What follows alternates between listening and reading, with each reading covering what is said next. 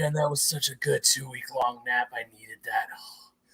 Whew, okay. Anyways, thanks again to Dr. Michael Ryan Morbius for giving me that sedative because Lordy, I needed it.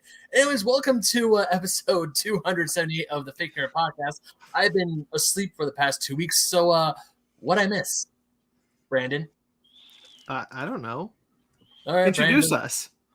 Yeah, that's Brandon. Sparks is down there as well. I expect no napping tonight, Ben, if you've had 2 weeks of sleep. That's and true, also I had a doctor, and also I got some of Dr. Pepper in me too, and of course the good doctor himself, all the way from Raya Lucaria, Ryan Eliopoulos. Hi, call me Venom. He's back. He's back. Hi. He's back. Brian is back from this is 3 weeks now since you've been on the show. It's a full hiatus. Feels good. Back, refreshed. Oh, and I still have done nothing but play Elden Ring. Yeah.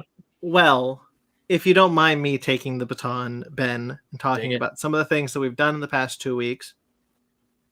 Last week we did take the week off because there was an award show on, and well, there were other things, and it was just really busy weekends. We decided to take that weekend off. Yeah. Yep. So we did, and we're back. We're refreshed. It was an award show where absolutely nothing happened. You know what? As far as I'm concerned, but there was not just the Oscars. There was an award show for podcasts, celebrating independent podcasts. These snobbies. We had talked about them in the lead up a bit. Conversation and Basement Arcade Pause Menu were nominated. I had submitted Victor Podcast for a nomination. It did not get one. But we walked away with a win. Basement Arcade Pause Menu won the award for Best Interview Show.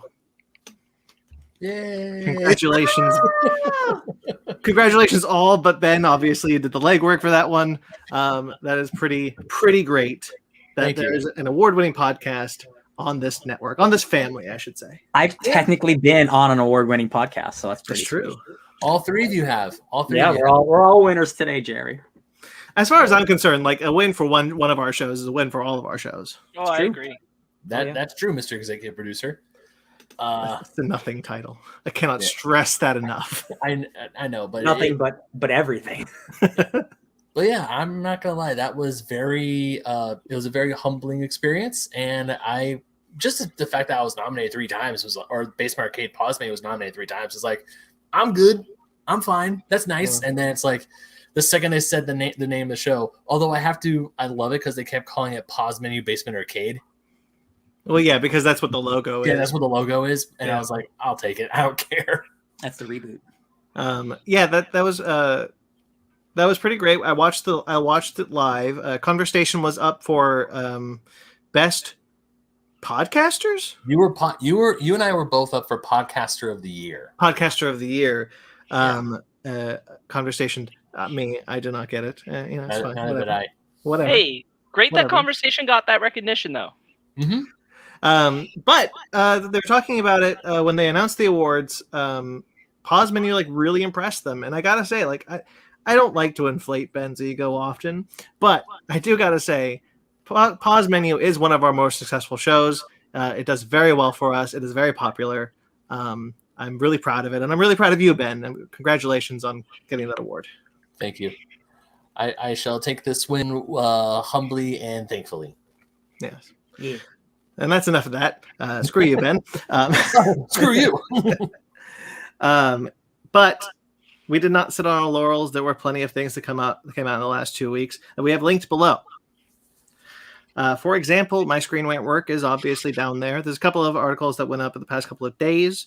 See if I can remember them. There's an Akira Takarada. We talked about his passing in the last episode. I wrote a list about his Godzilla movies. He did 5, 6? 5, technically 6. They cut his scene in the 6th one, and I included it anyway. So that's there. I did a list of the 10 best Disney sequels that are TV shows. So your Aladdin's, your Jungle Book, Tailspin, technically a Jungle Book sequel. So I put that in there. Tarzan didn't make the cut, sadly. Oh, okay, that's the only other one I remember. Big Hero 6. that had a show. There's tons of them, and I made a list of them. Real quick about Big Hero 6. I've never read that comic. That comic is about X-Men characters. Yeah. That character's about Sunfire, who's on the X-Men right now. And I'm like, why did they make that move? Well, because like they don't have the rights to anything, but I'm like, I had no idea. Now I want to read that comic because it's about Sunfire of the X-Men. I'm like, shit. Yeah, it's super weird. It's super different. It's a great movie though. Yeah, it is.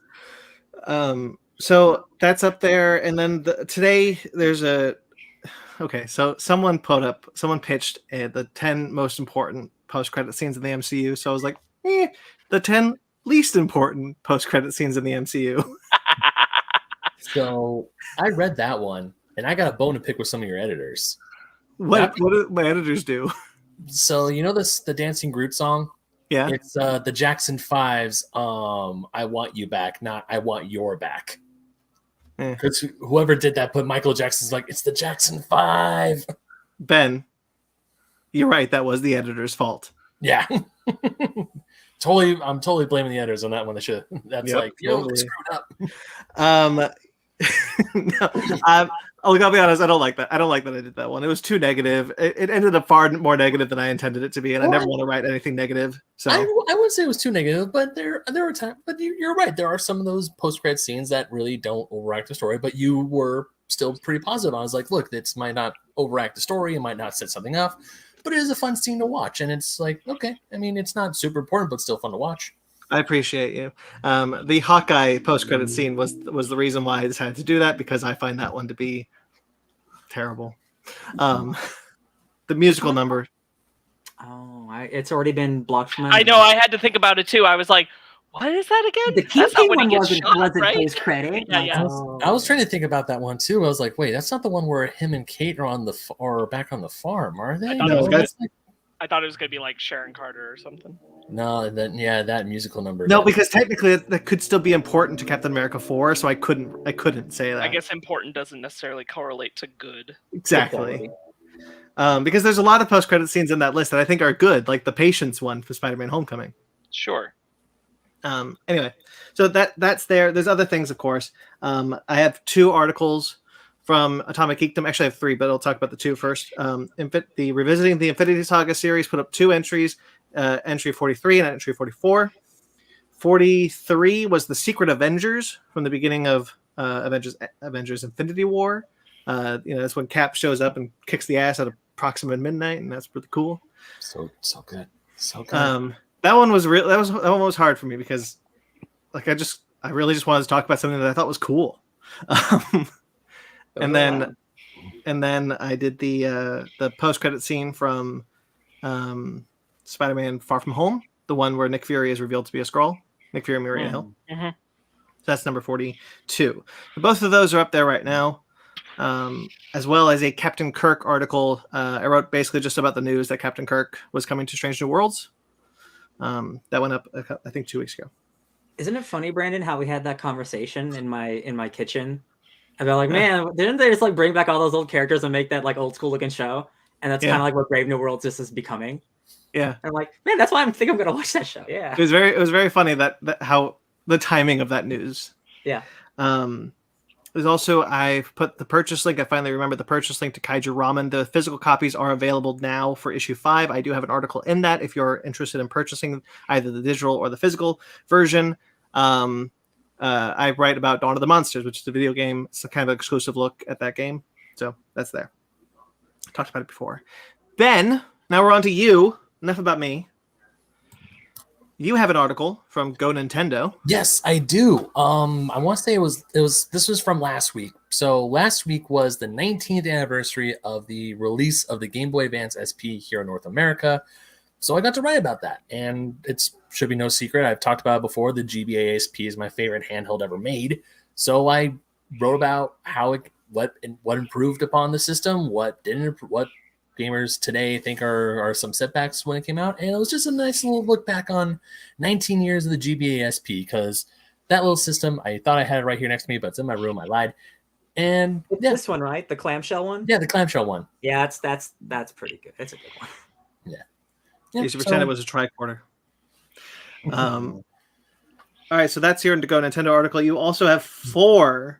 This is 3. You have 4 new episodes from Grayson Live's YouTube channel of Super Mario 3D World. Episodes 17 through 20. Yep. So. Yep.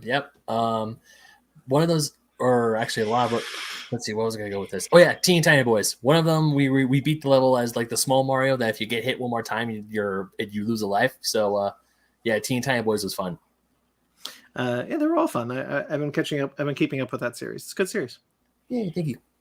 And then on the channel, that's enough about us. It's enough blubbering about our personal lives. But this channel released two episodes. Shit that I'm on. Fake Nerds Watch. Finished Discovery. We did it, guys. We finally finished Star Trek Discovery Season 4, Episode 13, Fake Nerds Watch. That is up now. I might not do Season 5. That was kind of a chore. No, what you do is you do a season discussion. Yeah, maybe. I don't know if I can get Mike to do Season 5. He really does not like that show. Yeah, but you got Cookie. Cookie likes it. Yeah, he likes it. There was ultimately, like, you know, the season ended on a good note. They wrapped everything up as I knew they would. Stacey Abrams is in the episode. If you know who that girl is, the politician. The politician from Georgia. Yeah, she plays the president of United Earth in the cool. 32nd century. And then Fake Nerds Watch for Star Trek Picard episodes 4 and 5 went up today. So if you're watching this, those are up now. We caught up on the latest 2 episodes of Star Trek Picard. Hey guys, that show's really good. I'm really into that show. I'm glad. The jump in quality between season 1 and season 2 is incredible, and I'm so into it. And it's scary because I'm like, it can still like jump off a cliff and be bad at any minute. So here's hoping it doesn't. That's awesome. That's good. So that's all the links below. Check them out. We put a lot of work into a lot of the stuff that we talked about today. Yeah, link below. Cool. Who wants to go first for that week? I'll go because it's been mostly just Elden Ring. I've done some other stuff, and I'll think about it now. I went to my comic book shop, and I've caught up on mostly all my X-Men books. I'll start with. Ooh, sorry about the chair squeaks. I'll start with this book. This was the big event that was happening. It's X Lives and X Deaths of Wolverine. This was a 10-issue weekly miniseries. It is a kind of like, it's not really, but it's formatted the same way as Hoxpox. So there's two stories that intertwine as one. This is not a Hoxpox whatsoever, y'all. Great art, terrific art. Both the art, there's two. I got the art because I want to give them both credit. Joshua Cassara and Federico Vincentini. They do the Lives and Deaths. Insanely good art, like still worth checking out for the art alone. It's a great time travel story. Wolverine has to go back in time, Days of Future Past, the movie style, throughout all his different incarnations of his life from the 1800s, 1900s, so many different time periods to stop a parasitic Omega Red from destroying history and destroying the X-Men and destroying Charles Xavier and all this stuff, right? So it's like a Terminator story. There is a Phalanx Wolverine from the future trying to take out Wolverine in the past. So it's very Terminator-ish. It's really cool. It's just the story is super nonsensical, and I'm not sure kind of what the point was, to be honest. But it was a really cool event. It was a very bombastic event, so I'm not too mad at it. But the real star here, y'all, and this is why you should be coming back to the X-Men immediately, is Immortal X-Men by Kieran Gillen and Lucas Wernick. Kieran Gillen wrote the first X-Men book I ever wrote in a comic story. He wrote Uncanny X-Men 10 years ago. And he's still whip smart as ever. We're actually doing a Kieran Gillen book club this week, so it coincides. Y'all, this is just, Brandon, I swear to God, this is a book for you because it's West Wing X-Men. It is just the Quiet Council this is a 48, this is a double-sized issue, just them talking shit to each other and dealing with shit. And like, after the event of Inferno, which were big and massive, which you guys were obviously going to have to read because that's like the last big event that you guys haven't read yet. Some people have left. Some people are trying to come in, but it is so juicy. It's all from Mr. Sinister's perspective, who Kieran Gillen is a guy who relaunched Sinister as the campy, funny, spooky guy, who then Hickman, doubled down on, thankfully, instead of reverting him back to his cheesy lame 80s form. Insanely well written, so fun. It is such a dense book, but like not in a way where it's too wordy. It's just like, it's so character driven, and I love it so much. And I'm like so glad that he is not the new Hickman, but he is kind of like quote as being like the new like head of X, basically. Like his vision through Immortal X-Men is going to go through the books. I I have that book. I'm very excited to get to it. I've also been collecting X Lives and X Deaths of Wolverine. I just haven't gotten to it yet. Yeah. I read it all in one sitting because yeah. I think I know the point, and it was to take spoiler character off the table. Yes, that stuff. This isn't a spoiler. Like, I don't. This isn't a spoiler either because it doesn't really do that. But Moira is a huge part of the book. Like, the X Deaths of Wolverine is the Moira book, and it's all about the ramifications after Inferno, which are very big. So I won't spoil that. But like, Moira is essentially a supervillain. Like this is like months. This is months later. I can't not spoil it for something that happened like 6 months ago. At this point, I personally don't care. Yeah, like she's not the person she was. Inferno happened and things have changed. That stuff's really cool, but again, like, I don't know if, like, Ben Percy's a great writer, but I just don't know if I wanted him to be the guy to take this direction with the character, because it's really cool, but like, man, like, I don't know what you do now. Like, it's very interesting. But that stuff's great. But Immortal X-Men, guys, is like sensational, just a terrific book. I'm so excited. Like, that will be the reason for me to go to the comic shop, Sparks. Like, when I move, like, if anything, I will just pick up that book. Just to make it easy, or even just buy it digitally if I have to, because like it is just so juicy, and so it's like, this is why I come to the X-Men, like the good soap opera shit. That's also about like the grand stakes of the world, because Arakko is the center of the solar system now, and Storm's the queen of the universe. It's just cool shit. I love it. Besides that, I'm 120 hours in Elden Ring. Like, there's nothing else I can say besides like, that's some king shit right there. It's a comfort game, and like, even though it is has difficulty, but like, I just love traveling in the world. Like, it is like, I spend hours literally just like roaming around because there's always something new to discover. Like, truly, like, I can't believe I'm still finding new stuff in places that I've been 100 times. And it's just like, and I love playing with you, Ben. Like, it's so fun. I will play this game forever, and they're gonna do DLC now that it's like one of the highest selling games of all time. Very good. Can't wait to play more forever. One of the things that when we played, I want to say a few weeks ago, we were going through this one part in the Weeping Peninsula that Ryan's been there like 200 times by now. That place. I found this ruin. I found these ruins, and then Ryan's like, "Wait, where?" And I tell him where it is, and it goes down to his map. He's like, "Oh, I never found these." And we're going through. He's like, "Man, I've been playing this game for like 50 some or 70 some odd hours, and I haven't discovered this yet."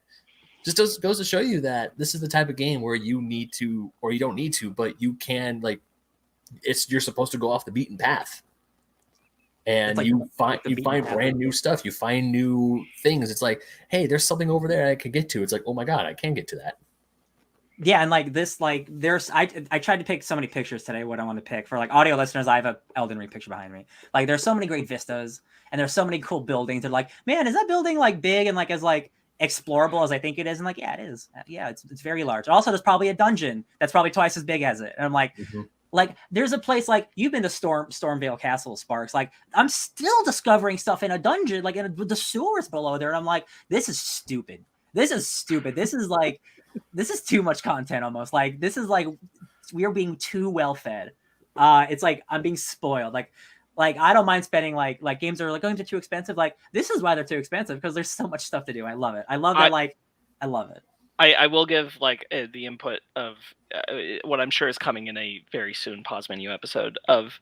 I really hope they learn the right lessons from Elden Ring. It's not about having more time in the game.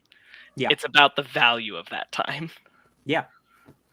Because that's my whole thing is like, this game has been such a joy for me because I'm enjoying all of it. I don't feel like I'm being forced into bullshit just to pad the time.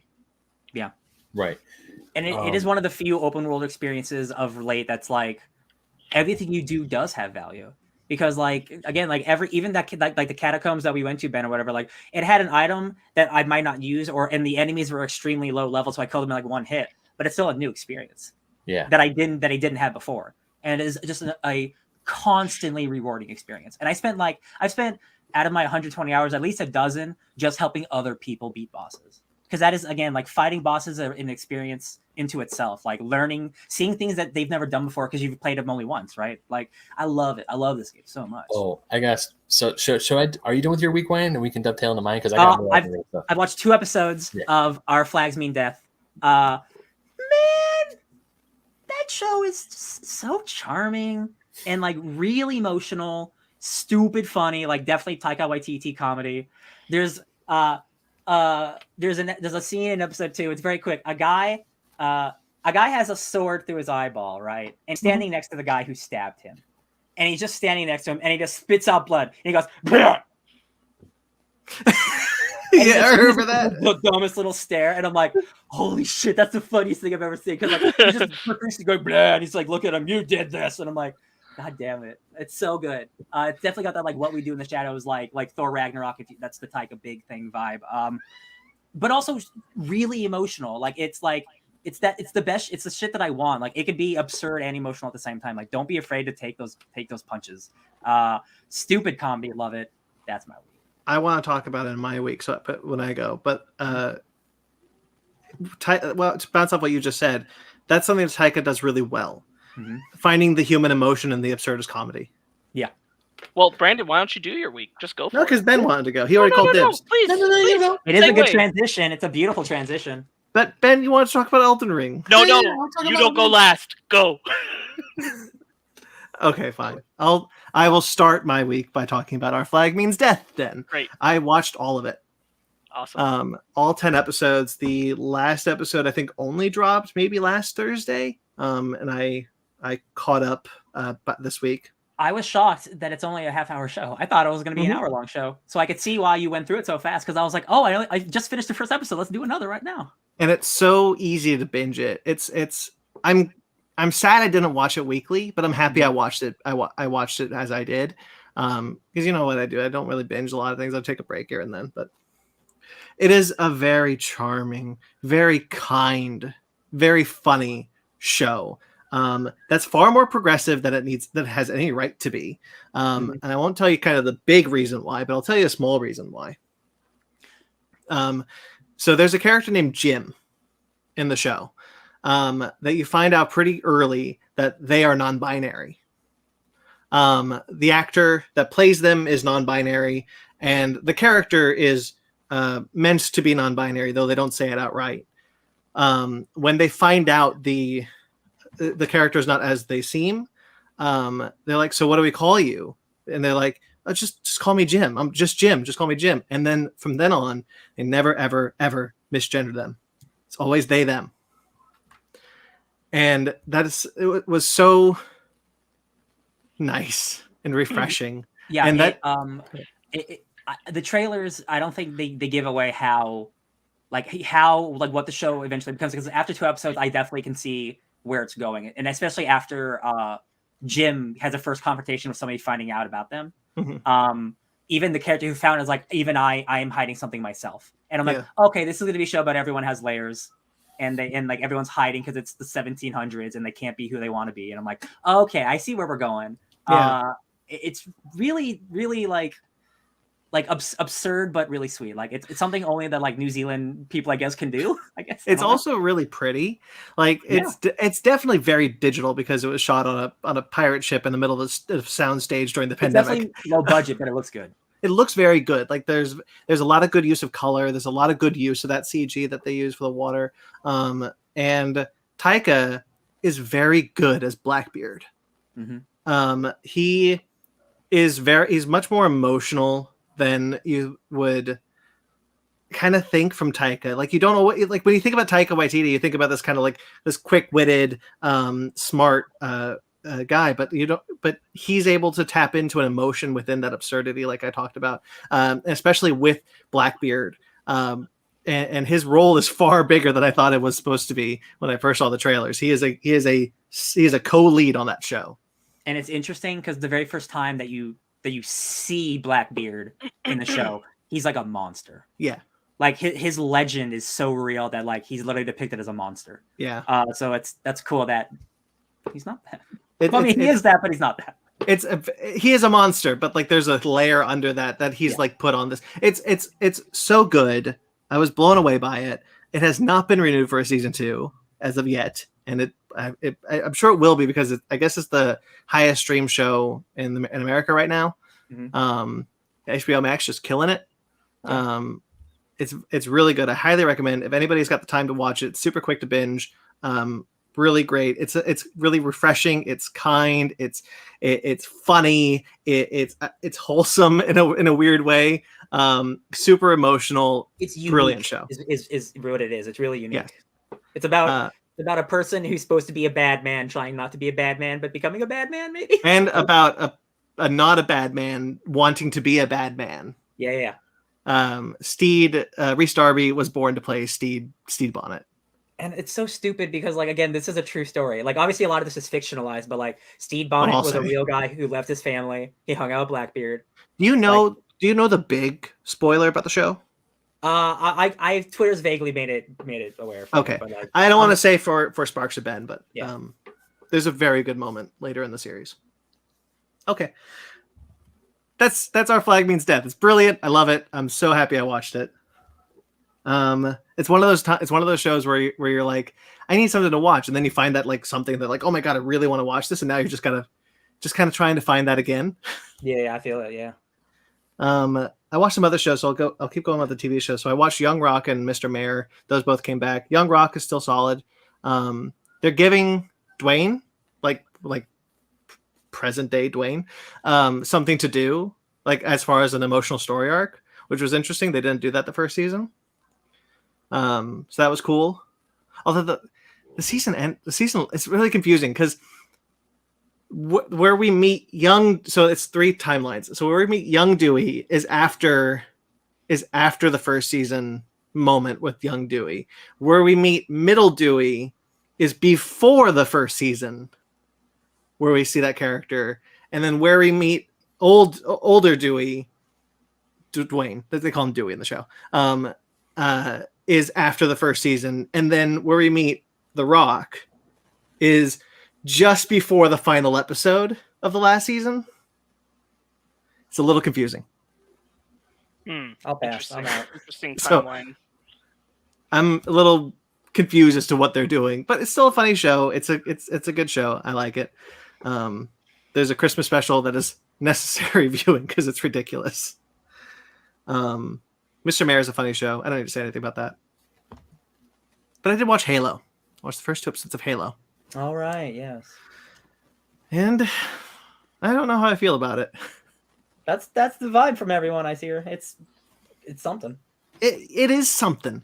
And I'm kind of bummed to say that because I really wanted to root for it. And Cookie, who I do the Fake Nerds Watch series for Picard with, he really liked it. And he was like, well, it's Halo. I was like, yeah, it does look like Halo. I don't know what's not working though. Mm-hmm. And I don't want to be so vain as to say, oh, it's because Master Chief spent the entire second episode without his helmet. They're definitely, as someone who hasn't watched it, but like from the creator interviews and people who've watched it talked about it, it's like they're doing their own thing here. You have to disregard the games as a fan. You have to come in like they're using Halo as a template to do their own thing, and you have to live with that. Also, it just might not just be a good show. Could be it. Right, like that's the thing. Like I'm totally on board with them like reinterpreting Halo and blah blah blah. Like there's some design things that don't work and some design things that do work. Like I tweeted about it. I think the elites are a little too top heavy for some reason. They're not as lean as they are in the games. But the prophets look right out of the games. They look incredible. And then they gave the Covenant a human to work with. That's like the major antagonist for the series. Which I'm like, why? Because the Decepticons just need the help of Patrick Dempsey. Damn it! You're right. He's Patrick Dempsey. It's true. Shia LaBeouf has to fight a Patrick Dempsey. Autobots have a human friend. Decepticons need a human friend. That's fair. Hey, that is fair. That's fair. Yeah, I don't know what it is about it. I like the stuff that they're doing with Halsey, to be fair. But the stuff they're doing with Master Chief, I just don't think Master Chief was a character built for this emotionality. The thing is, like, it's not surprising that the Halsey stuff is good because that's pretty much like the gimme, easy, strong story lore stuff that's already in Halo. She kidnaps children, dude. That's where the best part of Halo's story is anyway. Yeah. Yeah. So it's not like it's nailing everything else around that is the challenge. They decided to do a Lone Wolf and Cub series. Yes, I've heard. Which is fine. But if you're going to do that, then I think Master Chief needs to be like Din Djarin, where he doesn't take his helmet off unless it's like vastly important. Right, wouldn't that be the point of having them there, is so you have them to bounce the emotions off of? Yeah, you think. I would think. I think like one, we need more time with the show to see like how Yes, much that's depth true. they're trying to give Chief, but also I mean that like the games like up until the new trilogy, which I think has faltered in a little bit. Like it's worked some ways, but I think it's faltered. And like I don't think the Chief is supposed to be this in-depth character. Like he is like the savior. He's like Doom Guy, but like a more heroic version where he's not just about murder, even though that's He's- what's doing, right? Like I mean, like honestly, like the real answer is, you know, he's supposed to be player proxy. But Yeah. if you go past that, John is like military propaganda perfected. Yeah. Mhm. And so like he has nothing else but the cause. Like fighting for humans is all he is. And the only glimmer of anything he ever has beyond that is Cortana. Mhm. That's why Cortana is so traumatizing and important, is because that's the only thing he's ever connected to that isn't just being the hero. Yeah. And it's not And even that a real is a thing. character. That is a character. Yeah. Like you don't need to. Yeah. Yeah, I think that there's so that what they're doing is, in the first episode, I don't mind spoiling this, but in the first episode, John he finds a Forerunner artifact that is trying to unlock his memories from before he was a Spartan. Yeah. And Wow. because it's supposed to get us away from Halsey, because like John is supposed to be the character that's like, maybe I'm not supposed to be the strongest military person. Maybe I'm supposed to be against Halsey because he why took is me this- from my... Why does this artifact? Okay, so here's what I could gather so far. Because that's a Mass Effect plot. That's literally the first thing that happens in Mass Effect is you find an artifact that unlocks memories. So here's what I can gather so far. It's a key. It's the key to the Halo ring, Oh, okay. and it can only be activated by certain humans, which is why the Covenant are working with a human, and which is why John can activate it. No one else can do it. I initially don't hate that idea. I don't initially either. hate that idea. It's just not. How's it give? It's 8 episodes. I'm sure it'll come together. I hope. But right now I'm a little. You know what? To me, it sounds like is that should have been the story for season 2. Like you get season 1 of Propaganda John, Yeah. and in season 2, he gets the thing that's going to be like, "Yo, do you want to know who you really are as a person? Do you want to remember?" And like that changes everything about that. But like starting there, because that way you please everybody. Like you get all the gamer fans in, like they got it, they got the John they wanted, and then it's like, what if we did pull back the layers of John and actually pull him out of his shell? Yeah. There's some good stuff with Bokeem Woodbine. Some really bad prosthetic work on his arm though. But I'll give it the whole season. I'm not against it. It's just something's not. It's like a gear that's not quite clicked into place yet. So I you don't got know. a season 2, so It does. Maybe they should have waited. yeah.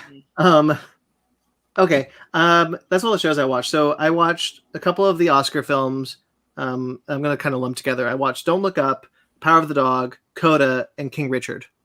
Mm-hmm. Coda is great. I believe it deserved that win. I did not watch all the Oscar films, so I probably shouldn't say that, but I really loved Coda. The best. He also the dad in that movie won Best Supporting Actor. Awesome. He's great. He's also in The Mandalorian, which I just found out he's a Tusken Raider. Yes. Oh, that's cool. Yeah. So he helped the team develop the Tusken Raider sign language. Yeah. And he is the first Tusken Raider we see in Mandalorian that does the sign language. Right on. Yeah. He's great. The movie's great. I really loved it. I watched The Power of the Dog. Not for me, gonna be honest. I think there is something there for people. I don't think I'm one of best directing over Denis Villeneuve not even getting nominated. I don't think so.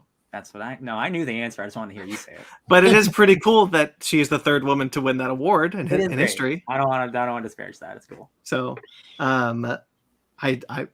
You know who hates it? Sam Elliott. it's weird because like he could have been in that movie and it would have been with the same movie. Nothing would have changed. Benedict Cumberbatch is great in it.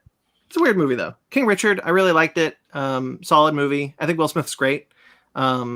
I personally think he deserved the win. Not much I can say about that one because it's kind of a weird biopic because it still wants to be about Serena and what's her name? Venus. I almost said Vegeta.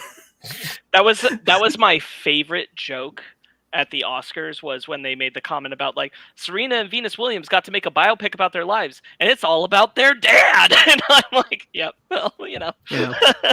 And like I get that, like Ryan, you told me that it was like they wanted to make a biopic about their dad because of how important their dad was. Yeah, they helped make the movie. Yeah, that's so awesome. It really is. It's just very funny in the context. Yeah. And I think the filmmakers still want it. Like someone said, well, it's still got to be about you guys. It can't just be about King Richard. So like there's something lost there. But Will Smith's great in it. Don't Look Up is a very angry movie. And I think that, and I'm sure plenty of people have seen the discourse about it online, all of which I probably agree with. I share a lot of the same anger that director Adam McKay. Mm-hmm. Yep. Yeah. I personally share a lot of the anger that Adam McKay feels towards what the movie's about. And it's very anxiety inducing for me because I constantly think about the end of the world. It's part of my anxiety diagnosis. It's just like, I'm always thinking about like, what if I die now? It's horrible, but take it with what you will. I don't think it's a good movie. I don't think it's a bad movie. I just think if you're as angry as Adam McKay is, you're probably going to get something out of it than if you're not. Yeah. It's definitely one of those where like, oh yeah, liberals can make bad shit too sometimes. Yeah. I watched The Lost City, which is the Sandra Bullock. That came out? Yeah, it came out this weekend. I went to see that instead of Morbius. Last weekend. Came out last weekend. Last weekend? Came out on Friday. March 25th. Really? Oh, well, I saw it. Because Morbius just came out. It could have come out at the same time as Morbius. No, it came out March 25th. Whatever. Anyway, how's Brad Pitt? He's in it exactly as long as I thought he would be. Damn it. I honestly, I knew it. I just hope I was wrong. Yeah. Channing Tatum's fun. Sandra Bullock's great. Daniel Radcliffe should play a villain more often. I think she's so much fun as a villain. I kind of just want to Daniel Radcliffe as a bad guy. Daniel Radcliffe should play whatever he wants whenever he wants. Yeah, he's very good. I really like him. It's a fun movie. Like if you want to just go see a fun adventure comedy, go see it. I do. And then I watched The One. I'm getting ready for Everything Everywhere All at Once, so I watched the other multiverse movie, The One. Jet Li's The One. Jet Li with braids. Crazy movie. Mm-hmm. He grabs a motorcycle, slams a dude. Yeah. It's got Jason Statham with hair, and that might be the craziest thing in the movie. That movie's now just old enough. It's like, wow, he did have hair once. Yeah, once. I'm not convinced. I'm not convinced that's not a toupee. Just like, shh. You could do the same thing in Italian Job. It's true. I had a lot of fun with it. It's a really stupid movie, but I really like how it commits to its really dumb premise. Mm-hmm. It's willing to have Jason Statham say with absolute certainty the only way we can travel between multiverses is because we can predict the destruction of a star that creates a black hole. Cool. It's logical. I'm into that. I need to watch that movie again. It's good. I've never seen that movie, so I have no idea what's going on. It's pretty cool. Well, see, do you know about it, Ben? Nope. Okay, so it is Jet Li going through the multiverse. Ben, it's Jet Li doing Highlander on himself across all the multiverse. Okay. He hasn't seen Highlander. Yeah, I haven't. There can only be one, and the one that's left over is the most powerful. Every time he kills a version of himself, he gets more powerful until he's the one. So there's only enough energy in the multiverse for like everyone to kind of have it and be a normal person. But if you kill that person, that energy is dispersed throughout the other versions of the multiverse until you become the one. Honestly, a pretty bold story pitch for the time period that movie was released in. Yeah, really, it was 2001 or whatever. Yeah. It was a good time. I'm really excited for Everything Everywhere though. Yeah, me too. Comics. I read Moon Knight by Bendis and Malieve. I've read only 3 issues. I think that book is really cool. I'm really enjoying it. That's the one where he's in LA making a movie about his life. Yep. God, comics are great. I love that. And he is hallucinating, instead of other versions of himself, he's hallucinating Spider-Man, Wolverine, and Captain America. 3 different like, their personas are like, so Spider-Man's quip and Captain America's like, don't do that, young man. Like, dude, God, that book rules. And he will dress up. So he's like So Spider-Man convinces him to go down to a thing where Echo is, and Spider-Man's like, "Well, let me do it. They don't know me. Like I can do this." And so it's Mark Spector dressed up as Moon Knight with technology that mimics the web shooting. Yeah. And then while Spider-Man is losing, Wolverine is talking to Spider-Man. He's like, "No, let me take over. Let me do it. Let me do this. Let me go in." And then like the machine like creates the claws and then becomes Wolverine. It's really dumb. I like it. It's this book is really contentious in like the Moon Knight community, contentious quote unquote. I think it's awesome. It doesn't line up with his normal DID stuff. It's like why would he be personifying these other heroes instead of just like people, that I don't care about the stuff. It's comic books. I can get over it. It's silly, great fun. I love it. Yeah. I like it a lot so far. Alex Maleev's art is so good. I always really, really big fan of his.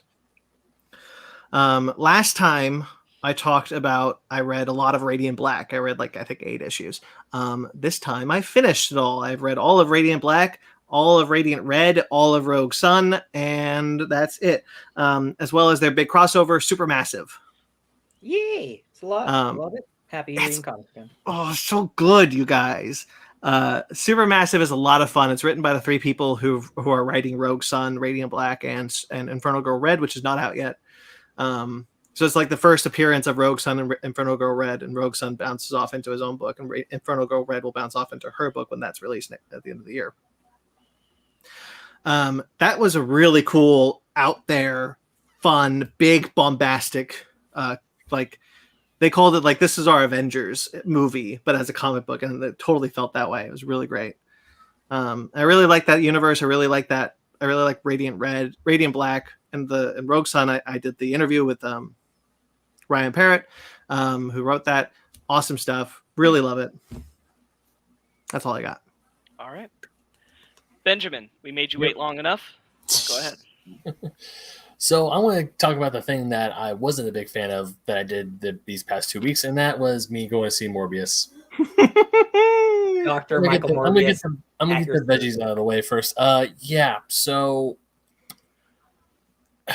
it's bad. Wait, real quickly, Ben. Of all the people who said they were going to go, who said they were not go or were, I did not expect you to come on the show and be like, I saw Morbius. I honestly thought it would be Ryan. Well, I even texted Ben because I was like, let me know when you're gonna go, and if I'm feeling up to it, I'm gonna join you. And he texted me, and I'm like, nah, Elden Ring. Ryan messaged me. He is like, "Yo, let's play Elden Ring." I'm like, sure, but just heads up, I'm gonna go have a dinner date with Fanny, and she wants to go see Morbius, so we're gonna do that. And then he was like, "You're gonna go see Morbius," and we were like, actually, kind of hoping you were gonna come with us to share in our misery. I even go up to the movie theater because you know that Imagine Dragons song, "Misery." Yeah, so that plays on the radio in a weird foreshadowing event, and I go to buy my ticket. And I legit look at the person selling my ticket. He's like, "Hi, I like 2 tickets for Misery. I mean Morbius." Every single one in the ticket booth started laughing. That's amazing. You're in the business of misery. Yeah. So someone called Paramore. Yeah. So the movie. Hello, Paramore.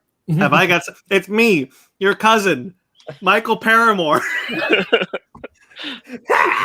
So I think the movie's bad, but I don't think it's as bad as everyone is claiming it to be. I mean, I don't want to go see it again, to be perfectly honest. There's a lot of story stuff that's super. You can tell what's going to happen. It's like, oh, that guy's going to be the bad guy. Someone's going to die. That person's also going to die.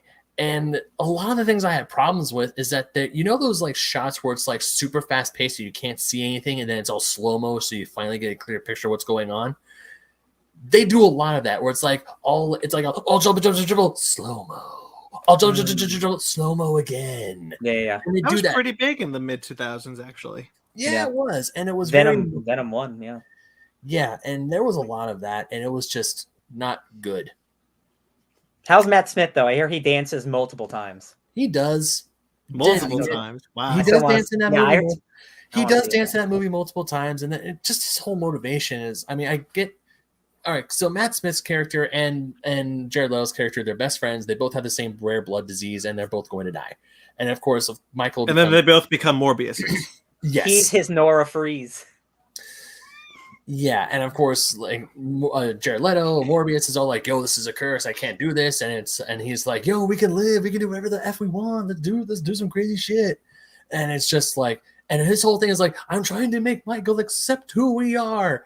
And then and then Michael it's just well. Can I share with you a funny that I saw on Twitter? I do love a funny.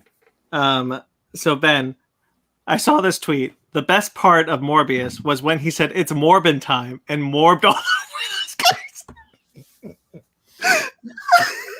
Morbin time. And morbed all over those guys. I just Should have given them hand suckers. I just took a look and it's had a so-so 39 million domestic opening weekend.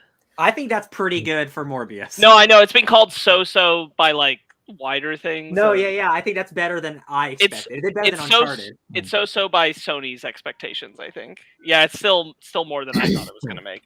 Yeah, I think the funniest meme about Morbius I saw is that someone broke into someone's car because they saw 2 Morbius tickets in the front seat and they left 6 more.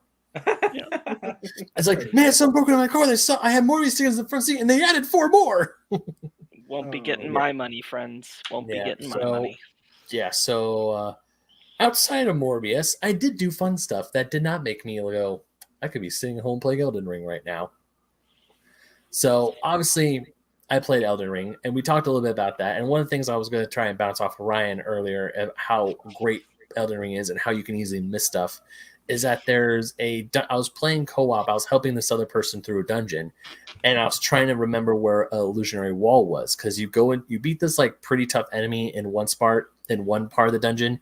You go in, you see a treasure chest, but there's an enemy on an alcove that's shooting at you from above, and you can't really get to him. So I was trying to find this, and of course, he's the host, the dude whose game I'm in. He has all the control. He's technically can be like, go fight the boss before I find it.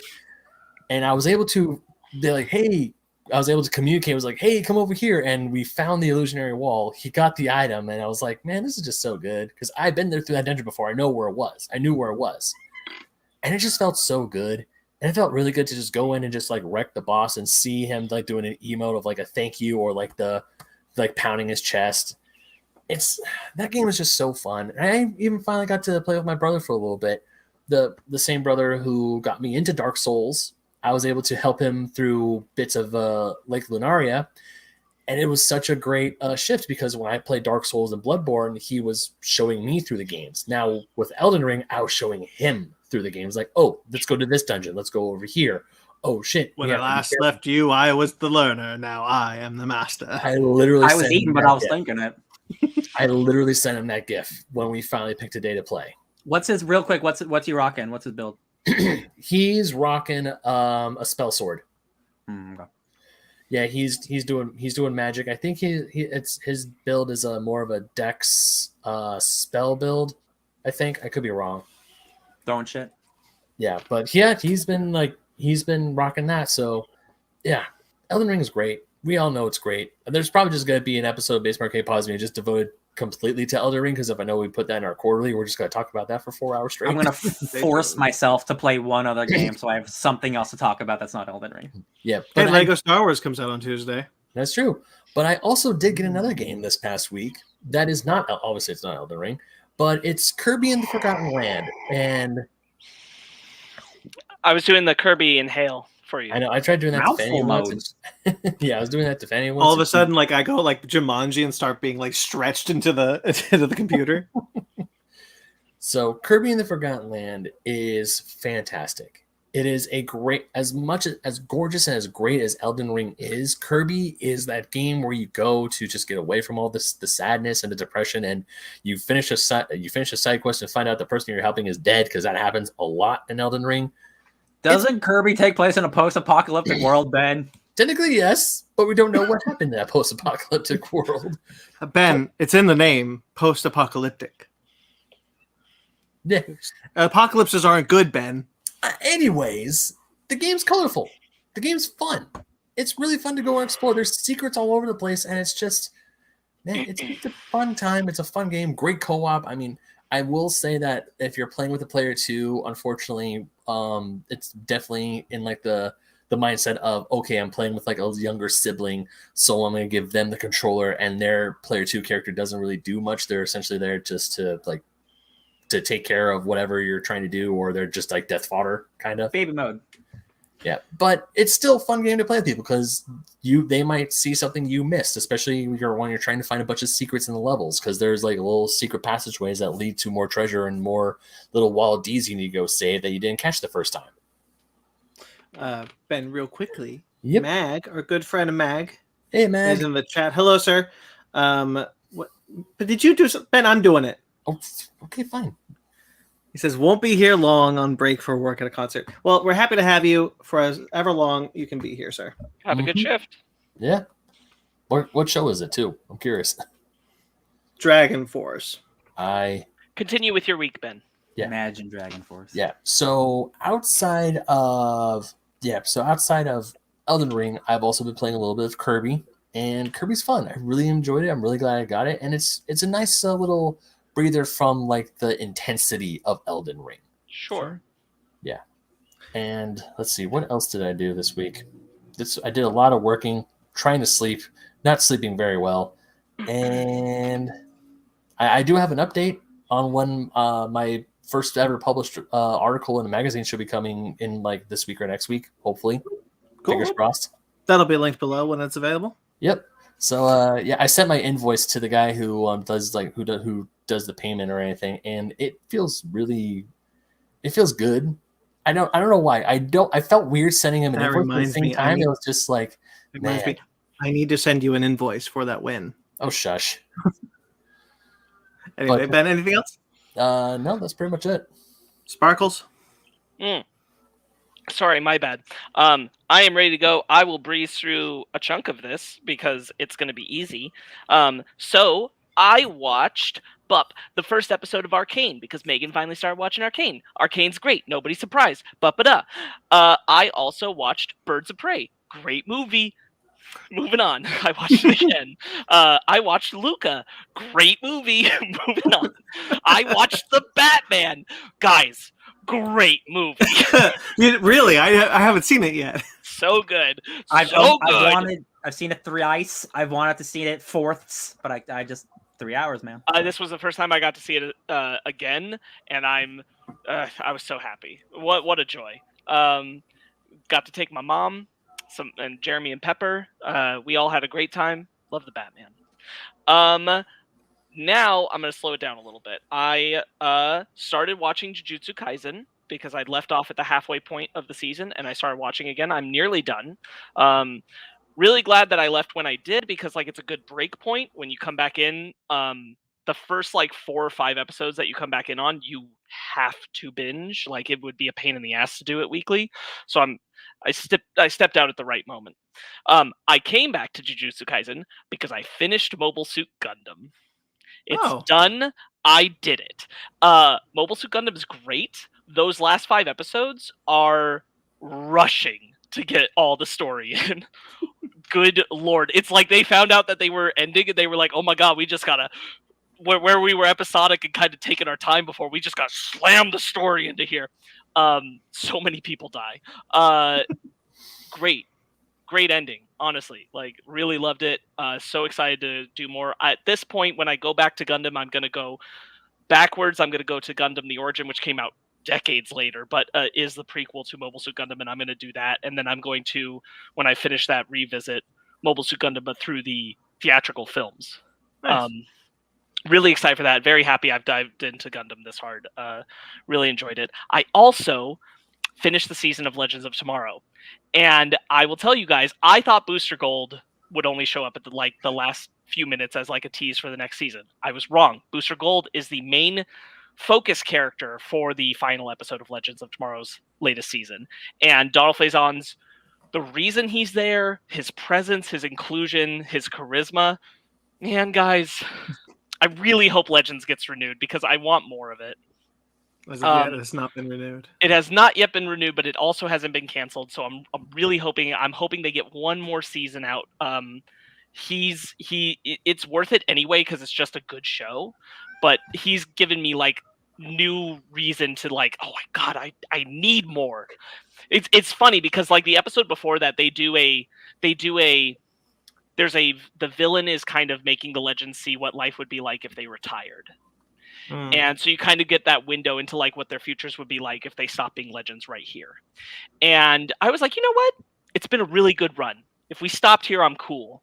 And then Booster showed up and I'm like, oh shit, I'm not done. I am not ready to be done. I'm not ready at all. I saw the golf scene that he does. Yes. Online. Yeah, so I wasn't crazy about his outfit when I was seeing pictures, and now I understand that there's a contextual reason why he's like that. He's what's called, I meant to tell you this too. He's what's called a fixer. This idea is introduced earlier, a few episodes earlier in the season with one of the coolest time travel concepts I've ever heard of, which is that, so there's fixed points. We all know about fixed points in time travel stories, but they try to go back to the fixed point of what starts World War One. And when they go there, they actually end up at a bar called the Fixed Point, which is full of time travelers who basically get there, they get their number, and they watch other time travelers from all across reality trying to stop World War One and getting Final Destination as they try, because the universe will not allow you to stop a fixed point. That's awesome. It's incredible. It's so good. And so you get like a bit, because at this point in time Sarah Lance has immortality for reasons, and so she ends up going in trying to stop World War One and constantly like finding the way to get through and like get further than anybody has, and then getting killed and getting killed and getting killed. Well, all fixed points have been established with like the authority of time travel. They've been established with a fixer. World War One's fixer was Eobard Thawne, the version from the Mask of Zorro, the one who got caught by time wraiths. His punishment was being the fixer at World War One. Really good. Booster Gold is also being punished. He is also a fixer. That's why he comes in, and that's why he's playing golf, because he's stuck in that moment in time, just having to stop anybody from changing the fixed point. Oh, interesting. So being good. A fixer is a punishment. It's a punishment for like breaking time laws. Interesting. That's cool. You are trapped in a moment in time forever, just having to stop other time travelers from changing a fixed point in time. Man, I really need to watch this show. Incredible. Very happy for Legends of Tomorrow. What a thing. The other thing that happened, Dragon Ball Super had its new chapter come out. I'm only going to briefly talk about it because maybe one of the most incredible panels in a Dragon Ball manga I've ever seen happened, which is that Vegeta fixes Bardock's scouter that they find left over on the planet from when he was there. And they hear the audio recording from the battle that he fought on that planet. And when Goku hears Bardock's voice specifically say, "Stay safe," we go closer and closer into Goku's eyeballs. He's like shocked for a moment. And we see in his eye the reflection of Bardock and his mom in this pod telling him to stay safe before he went to Earth. Oof. And that's the cliffhanger we leave out on that chapter, because Goku's getting his Saiyan memories back. Wild. I'm gonna be out for the rest of the wild. the rest of the episode. Okay, guys. I was very emotional about it. I loved it. Just a couple other things. I went to Avengers Campus. I had the opportunity to actually go to the parks because my fiance was there, so I went and spent a little bit of time there. This did mean I got to check out the new Spider-Man ride. It is exhausting. Yep. Just throwing your arms out like crazy.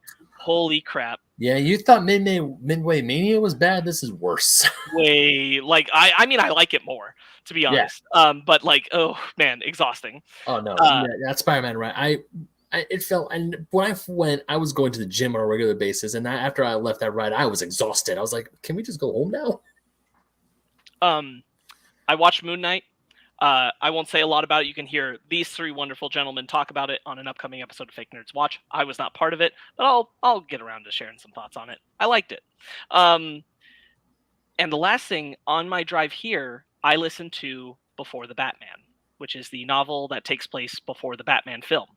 And I don't want to say a lot about it. I think it does incredible stuff with Bruce Wayne. It maybe cheapens a little bit Riddler's origin, I'll say. Really? Because they do Riddler backstory stuff, and I'm like, this is kind of generic. But the Bruce Wayne stuff that I want to tell you about is that When he's 17, which is where most of the book is focused, he comes back from boarding school and he's got to spend the summer back with Alfred. And he doesn't want anything to do with Wayne Enterprises. He basically wants to run away from that life. And that is metaphorically translating into something inside of him. And he's basically in what will become the Batcave and the Batman. And he's souping up a car because it's something that he's really passionate about. He likes focusing on. And he realizes he cares about it so much, he thinks he wants to be a racer. So he goes to the racetrack and he asks if he can be a racer, but he's too young because he's 17. So he ends up street racing in Gotham. And he meets a girl who's very much like his first brush with a lady who's going to be like Catwoman. And it's really good stuff. It's really good for like where Bruce's mind was, like what he felt. He got this rush from being part of the racing stuff. Yeah, Ryan. Is her name Silver St. Cloud? No, it's it's Starling, Dorothy Starling. That's a good name. That's a good name. Okay. And so it's him like impassioned by this racing thing. But on one of the nights when he's street racing, the girl he likes, her car blows, and he has to actually like break in and get her out before it explodes. And that feeling feels even better than racing. And that's the feeling he ends up deciding to chase, helping people. And that's what leads him to the path of becoming Batman. It's really good. I really like this, like, I was going to be a racer. And like the way that he's connected to his car, that's such a strong point of who he is to begin with at that age, I thought was really cool. It's a really great avenue for like this Bruce Wayne, what he was passionate about, how he ended up. They do this thing where after that he does end up going to college, but he basically keeps constantly switching colleges because he can with his money. Anytime he gets interested in a course, he finds the best teacher in that course and goes and takes their course. And then he leaves the college and goes to another and does that. And that's why he gets so well versed in all this forensics and everything that he does. Cool. So I love it. Pretty cool. Pretty cool. It's not too long. It's real good. That's my week, guys. We got a lot to do, so let's get into it. All right, so we go move into our bread and butter then. I really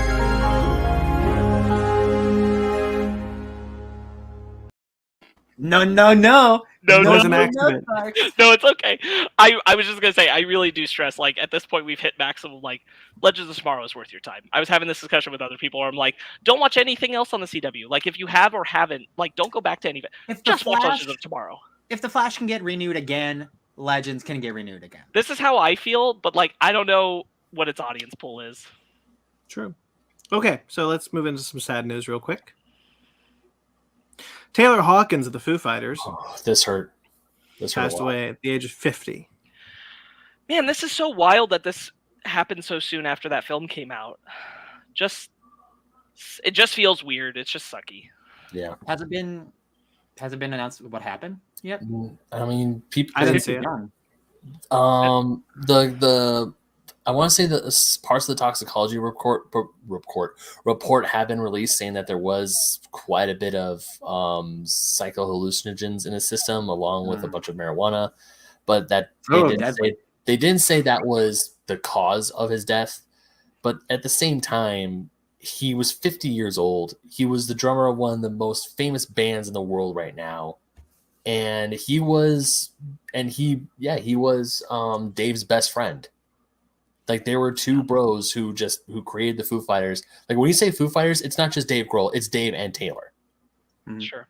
So yeah, I mean, it hurts because 50 is far too young.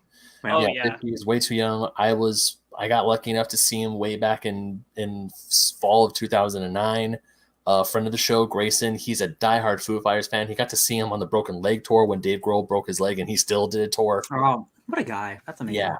And I remember watching there's a VH1 special with they're honoring Queen, Judas Priest, and Kiss. They don't do it anymore, but it was like this rock honors thing, and the Foo Fighters went on stage first, and they talked about how Queen was so inspirational, but they focused mostly on Taylor because for Taylor, Queen was the first band he ever saw live, kind of like how for me Van Halen was the first band I saw, and that was just like the tipping point for him. Is like I want to do that, and he became one of the best drummers ever. Yeah. It sucks. Yeah, terrible loss. And then Estelle Harris passed away today. If you don't know her right off the bat, I'm sure you've heard her voice. She's Mrs. Potato Head in Toy Story. Oh yeah. Okay. She is also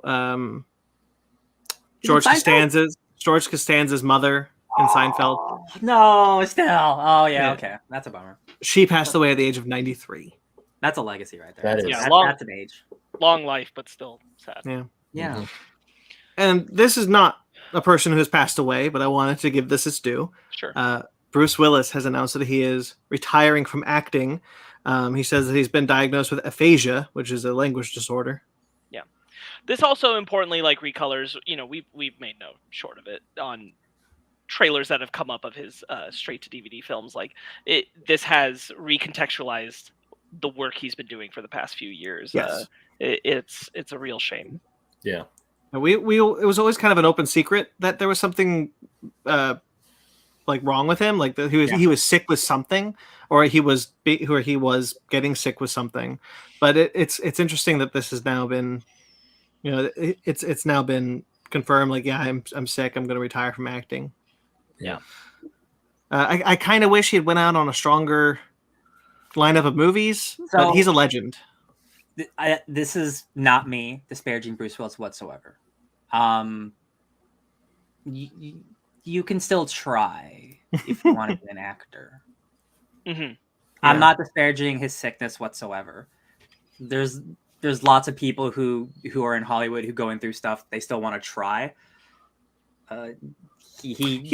We found. I'm not trying to be mean, but like, he's made a lot of bad movies. Like, he chose to make those movies, to be in those movies for 5 minutes and make $1 million a minute. Like, it sucks for him that he's sick. I'm not. Nicolas Cage said that he did Nicolas Cage did a bunch of these type of movies, and he recently said that he never phoned his performance in, and it shows. Mm-hmm. Yes, I feel bad for Bruce Willis going through this, but I'm not gonna stop feeling bad because he chose to still make bad movies. I don't want to be like a dick. You know what I mean? Like, no, I get you. It is unfortunate he's going through this. That's a bummer. It's went out on a higher note as well. It's the same thing. It's the same thing that I said.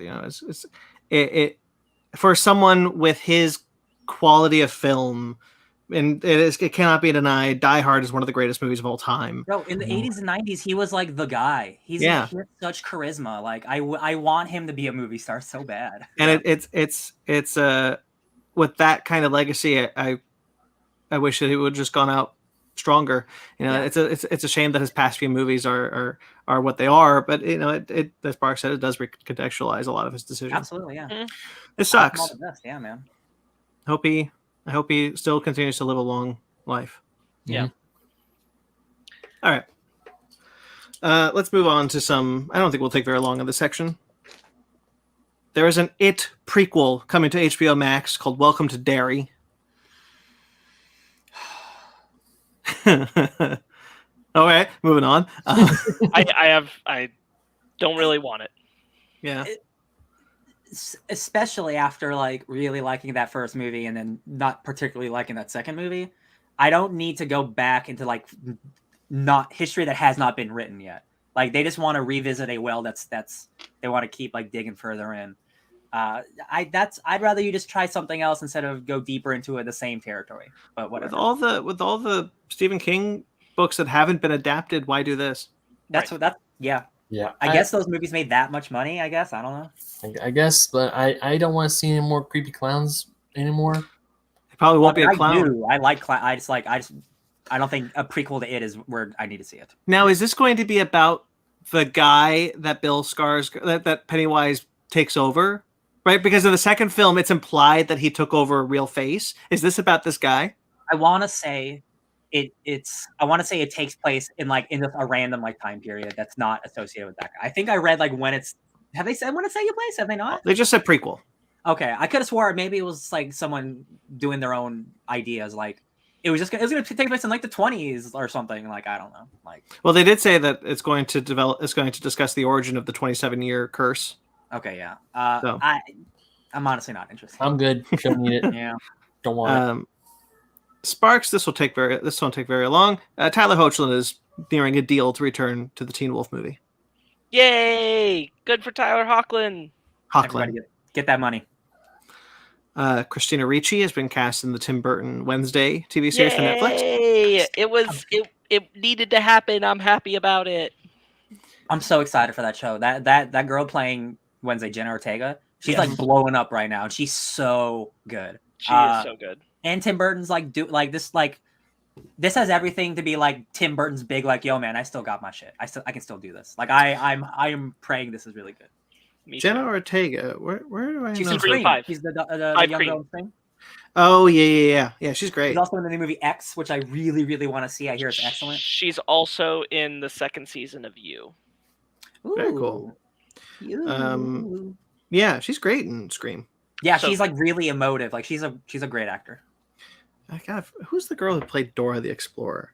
Anyway, look that up the girl later. From Transformers? Yeah, the girl from Transformers 5. Yeah, I don't know. Fallout, the TV series that's coming to Amazon Prime, has cast its lead in Ella Purnell. Now, if you don't know that name right off the bat, Sparks and I will recognize her from Arcane. She's Jinx. They casted an animated character in Fallout? Well, she does live action and animation, but I only recognize her from her animation work. Because she's also in Star Trek Prodigy. Okay. Cool. But she's been cast in the lead role. So like Fallout is a series where like you can create your character. So it's really nice that they're making her default like a lady character. Because like generally they just depict the male character and this kind of stuff. So I'm like, for sure. Cool. Yeah, good point. Yeah. And then Robert Rodriguez is directing a reboot for Spy Kids on Netflix. Oh. Yeah, okay. A reboot? Right. Why not? I wonder if I hope it's a continuation, not a starting from scratch thing, because that doesn't make sense to restart your entire franchise that you helped create. You know what I mean? Because that world is like fleshed out and interesting and kooky, but like it should be like the I don't know if they're old enough. It was 20 years ago. It could be the kids of the kids, right? Like, well, they did that in the fourth film.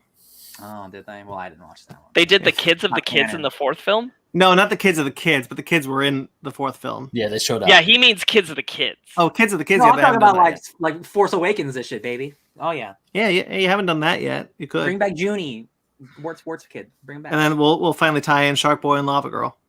Dude, bring back the all of it. Bring back. Is there that he's whole rated R now? The whole superhero universe thing that he did for Netflix that's connected. To Shark Boy and Lava Girl, yeah. Yeah.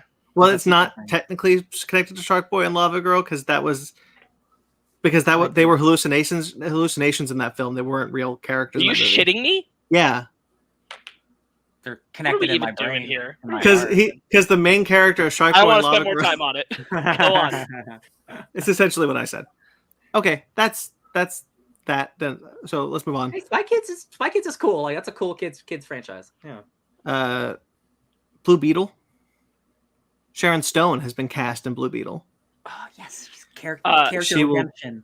She will be Victoria Cord, the antagonist of the film. I think that's awesome. Since you brought up Blue Beetle, quick side note: Zach Braff wants to be Blue Beetle to Donald Faison's Booster Gold on Legends, and I want that bad. Okay. I thought for a second you meant like in this movie, and I'm like, no. Legends. Yeah, because it's Donald Faison, and they're still best friends. So like, I didn't know they're still friends. Okay. Oh yeah, they hang out all the time. They love each other. No, they're also in that commercial about T-Mobile together where they're singing. Yeah. Yeah, let him because he'd be perfect as Ted Cord. I feel very good about this because I haven't seen Sharon Stone do anything for a while, but then I watched the Netflix Murderville show, and she's one of the guests, and I had a great time watching her there. And so I'm like, yeah, go Sharon Stone, let's do it. Cool. Yeah, she's not she's been in a DC movie before as a villain, so it's definitely probably gonna be better than Catwoman. So that's gonna be nice. Really cool that they're doing like I'm not super familiar with the Cord family, but I'm pretty sure that like Victoria Cord is not a big character in the comics from what I've read. So like having like Ted's evil wife be the villain, like okay, whatever. Family drama, whatever. Sounds fun. Yeah, I like Sharon Stone. She could be cool. Apparently, now this is kind of a rumor as of right now. Sabir Pirzada, who wrote Moon Knight, is scripting a Nova project, but we don't know if it's a TV show or a movie. I mean, it was only a matter of time. That's fantastic. True. I'm just like Moon Knight and Nova are so different. It's not even comparable. Man. Okay, sure. The first episode of Moon Knight was good enough. Yeah, sure. Hold on. Did you just ask, do we want a Nova movie? No, as in, would we prefer Nova being a film or a television show? Nova's big cosmic. I'd hope it would be movie. I think I'd prefer movie. But the real question is if they're gonna do Rich Rider or they're gonna do Sam Alexander the Kid. And my heart wants Dick, but my brain says Sam the Kid to tie it in to Kamala and do the champion stuff. I agree. I suspect it's the Kid. You could get both. You could do like the passing the torch, like Old Man Nova. Like they absolutely could do that, and that's the dream. I don't know. I want it. Up until now, it did kind of feel like the Nova Corps or Nova as a character was a little bit off the table because what James Gunn did, redid them, and then the Russos killed them. But so like it does feel like this could be like a Sam Alexander meets Kyle Rayner. Like he finds a helmet and he becomes the last Nova. Mm-hmm. Like Kyle Rayner became the last Lantern. Yeah. And the story of Nova's big introduction and annihilation, like over a decade ago or whatever, or reintroduction, like all the cores wiped out and he is the singular guy left with the world mind, and he has collected all of the energy, almost like the one, like we just talked about, and he's like the ultimate Nova. That's why he's so powerful in that annihilation stuff. So like the fact that the Nova Corps is destroyed could actually lead directly into just adapting the comic properly. You're just doing it with Sam instead. So that could be cool. Mm-hmm. So it's having read some of Richard Rider because of Al Ewing's Guardians of the Galaxy. Yeah, he's bad kind of bummed that maybe we're not getting some of that. Yeah, he's truly a badass character. He hung out with Gamora a couple times. They got a history. He's in a relationship with Peter Quill. You can't tell me otherwise. Oh yeah, that's definitely never happened with Chris Pratt. Hell no. Nova's a great character. Like that's one. It's like that's a big character. That's like Green Lantern doing big cosmic shit. Like Nova's been on the wish list of the fandom for a while. So it really feels like even if this isn't 100% true, like there's definitely this is a smoke there's fire situation. Nova is coming one way or another. It might not be soon, but it's coming. Well, that's something I haven't heard in a while. Smoke there's fire? Yeah. Gotham Knights has cast 2 characters. Anna Lore has been cast as Stephanie Brown / spoiler. Beautiful. And Misha Collins has been cast as Harvey Dent. This is the CW Gotham Knights TV show, correct? Yes. Got it. I'm having a hard time seeing Misha Collins as Harvey Dent. For those who are not aware, Misha Collins is Castiel in Supernatural. That's the only thing I'm familiar with him from, and I barely watched that show. So I don't know.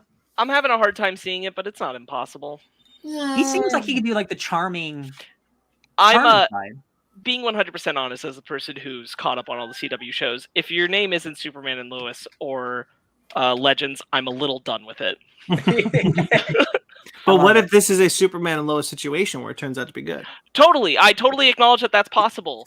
I'm just the ratio of quality to not now is not pointing me in that direction. It's not in CW's favor, that's for sure. And it's crazy to me because you're telling me, we're getting a Gotham Knight show that's gonna have spoiler and half the Bat family in it, and I'm like, the dream come true, right? But we're at a point now where I'm like, maybe. Maybe not on this channel. Maybe not on this channel, yeah. Maybe HBO Max. Yeah. It is true. If HBO Max was like, we're going to do this show, I'm like, I'll see what you got. Morphe. They've been killing it lately with their superhero shows. So, I mean, although they've really... Look, Superman Lois was a knockout. It is a good indication of what they're capable of if they really want to put the effort in right now. Legends is quality of its own volition, but it's also kind of its own thing. But Flash is... Batwoman is all right. It's not bad, but I don't encourage people to go out of their way for it. And Naomi was it was good, but same deal. I'm not hearing a lot of people being like, yeah, you gotta go check out Naomi. Is that show still on right now? The season ended. Okay, really? I don't think I've seen a single. It was a short season. It was a 13 episode. All right, and then Flash and Superman and Lois have been renewed for new seasons. Yay! Superman and Lois. Cool. Love it. Who read Demon Days by Peach Momoko? I read. There's a bunch of those one shots happening everywhere. So I read 5. I read at least 3 of them. There's 5 one-shots that are all one story. It's basically a 5-issue miniseries, but just one-shots. Well, she's coming back to a new 5-issue miniseries, this time titled Demon Wars: The Iron Samurai. Iron Man. Iron Man. Iron Man. Sorry, it's a 4-issue miniseries, not a 5-issue. It's going to be a sequel to Demon Days and continue the story from where we left off. And it's basically reimagining Civil War, but with Japanese folklore. Ooh. Guys, look at this banger. I looked for that in my store. Give me a break. When I saw this, I was like, I'm paying cover price, and I threw a 20 at his face. That's not good. And he was like, I don't want this. No, I love. I'm sure I've bought everything because anytime I see a Peach Momoko thing, I'm just like, I want it, even if it's a cover, I'm buying it. So let me see if I can. So there's Iron Man that over looks there. like freaking Griffith from Berserk. I'm so excited. Love That it. looks really cool. I'm so And- into. Sweet, Peach I found the Momoko. Demon Days stuff on Marvel Limited, so that's gonna go to my read list. Love it. I think you would really like it. I'm actually gonna. It's my next book club, Demon Days. Okay. Oh, so good. All 5 of them? Yeah, well, yeah, it's a 5-issue miniseries, but just as one shots. I'll give you the order when we do it. It's gonna be a couple weeks. Don't worry about it. Okay. Anyway, I'm really excited for this because I really liked Demon Days, and I'm really excited for more. I love Peach Momoko's art. It's beautiful. So this is the only reason why I'm bringing this up now is because I want to know. Actually, you know what? I'll read it and then you guys figure it. Tell me. Shang-Chi, the ongoing series Shang-Chi, is being rebooted as Shang-Chi and the Ten Rings. Gene Luen Yang will continue to write with Marcus Toa as on art. So this was originally solicited as Shang-Chi number 13, and that has now been changed to Shang-Chi and the Legend and the Ten Rings number 1. Okay. All right. Shang-Chi is now in possession of the Ten Rings, and he will have to go up against Razor Fist and more bounty hunters and assassins to find the truth of the rings. We love synergy, don't we? Oh boy, oh howdy, oh boy. Doesn't that sound familiar? Yeah, I thought we were done with it. I thought he just getting his relaunch, he can just be the character he wants to be. They gotta change. No, I have the 10 rings. Those 10 rings are not like the movies whatsoever. He went from being a martial artist to now he can like take on the Avengers. And I'm like, that's not. And we talked about it. We talked about with Shang-Chi and the Legend of the Ten Rings that this character received one of the biggest upgrades that we have ever seen from an adaptation. 100%. And now they're just doing it in the comics. Like, it's so fun that like he can just be a cool martial arts guy, the best in the world. That like he can take out superheroes with his normal personness. And I'm like, that's fine. Like, it's the only time that synergy been good when Blade happened because they changed Blade to match Wesley Snipes. That was pretty good. I'd have to think more on it because I'm sure characters getting more recognition in books, like Captain Marvel. Captain Marvel always has a book now, and I think that's necessary and important to have. Right, but that wasn't because, but like the MCU was influenced by that comic, but like Blade was not Wesley Snipes' character from the movie, and then it was. This sounds like a topic for another day. It does actually. I'm going to write this one down. On the topic of this, you said that Gene Luen Yang is still writing it, right? Yes. So the synergy kind of sucks, but like that gives me a little bit more confidence because what I read, which is only, I grant, the first 3 issues of his run with Shang-Chi, I really liked. So, and I like him as a writer. So I want to believe that like this can be handled well as long as it's with him and could work. Even if it's like maybe story elements being forced on him. Sure. Yeah. I agree. I just wish some things can just get left alone. I agree with you. In the hands of a capable writer, I have some hope. Where it doesn't feel necessarily like the decision might be forced, but the story that might come out of the forcing could still be great. Yeah. The big test is if this happens to Miss Marvel, because if that happens, there will be riots in the show. I agree. I'm very concerned about that, and I agree on that sentiment. I think that the other thing is it will be interesting to see if this is just a temporary, like this title with Shang-Chi with the 10 Rings is like a stint to kind of tie with the films, but not necessarily a permanent change for the character. My take on this whole thing is that they missed the boat. Oh yeah, that movie's been out for months. Longer than that. I mean, I get what you mean, but I disagree. I disagree because what happened is that the movie came out and Yang's book came out, and that was solid. And if they'd just done this from the get-go, it would have immediately been like, eh. So I'm hoping that there's foundational. Again, I'm not caught up, but I'm hoping there's some foundational groundwork that can make the story work. Yeah. Because Yang got to like lead into it. I feel like it'd be a shittier cash grab thing if it was just done when the movie came out. Yeah, I get that. Yeah. All right. Moving on. Sure. Some video game news. E3's been canceled this year. Good. yeah, We don't it's need it. going. Shocker. It's all virtual again, and they say No, they're it's gonna- not. Ben. It's canceled. Oh, I read Yeah. that they're going to do more They- conferences like they did. They canceled their in-person show last year and said they were going to do a virtual show, and then this week they canceled the virtual show. There was no E3 this year. Wow. That's fine. Sony hasn't been there for a while. Let's be honest. There might not ever be an E3 again. It's Yeah. honestly, it's fine. Like as Yeah. much as I love E3, like every big company, Sony, Microsoft, Nintendo, they all have their own things that they do that draw in millions of fans. You Ryan- can release a trailer anytime.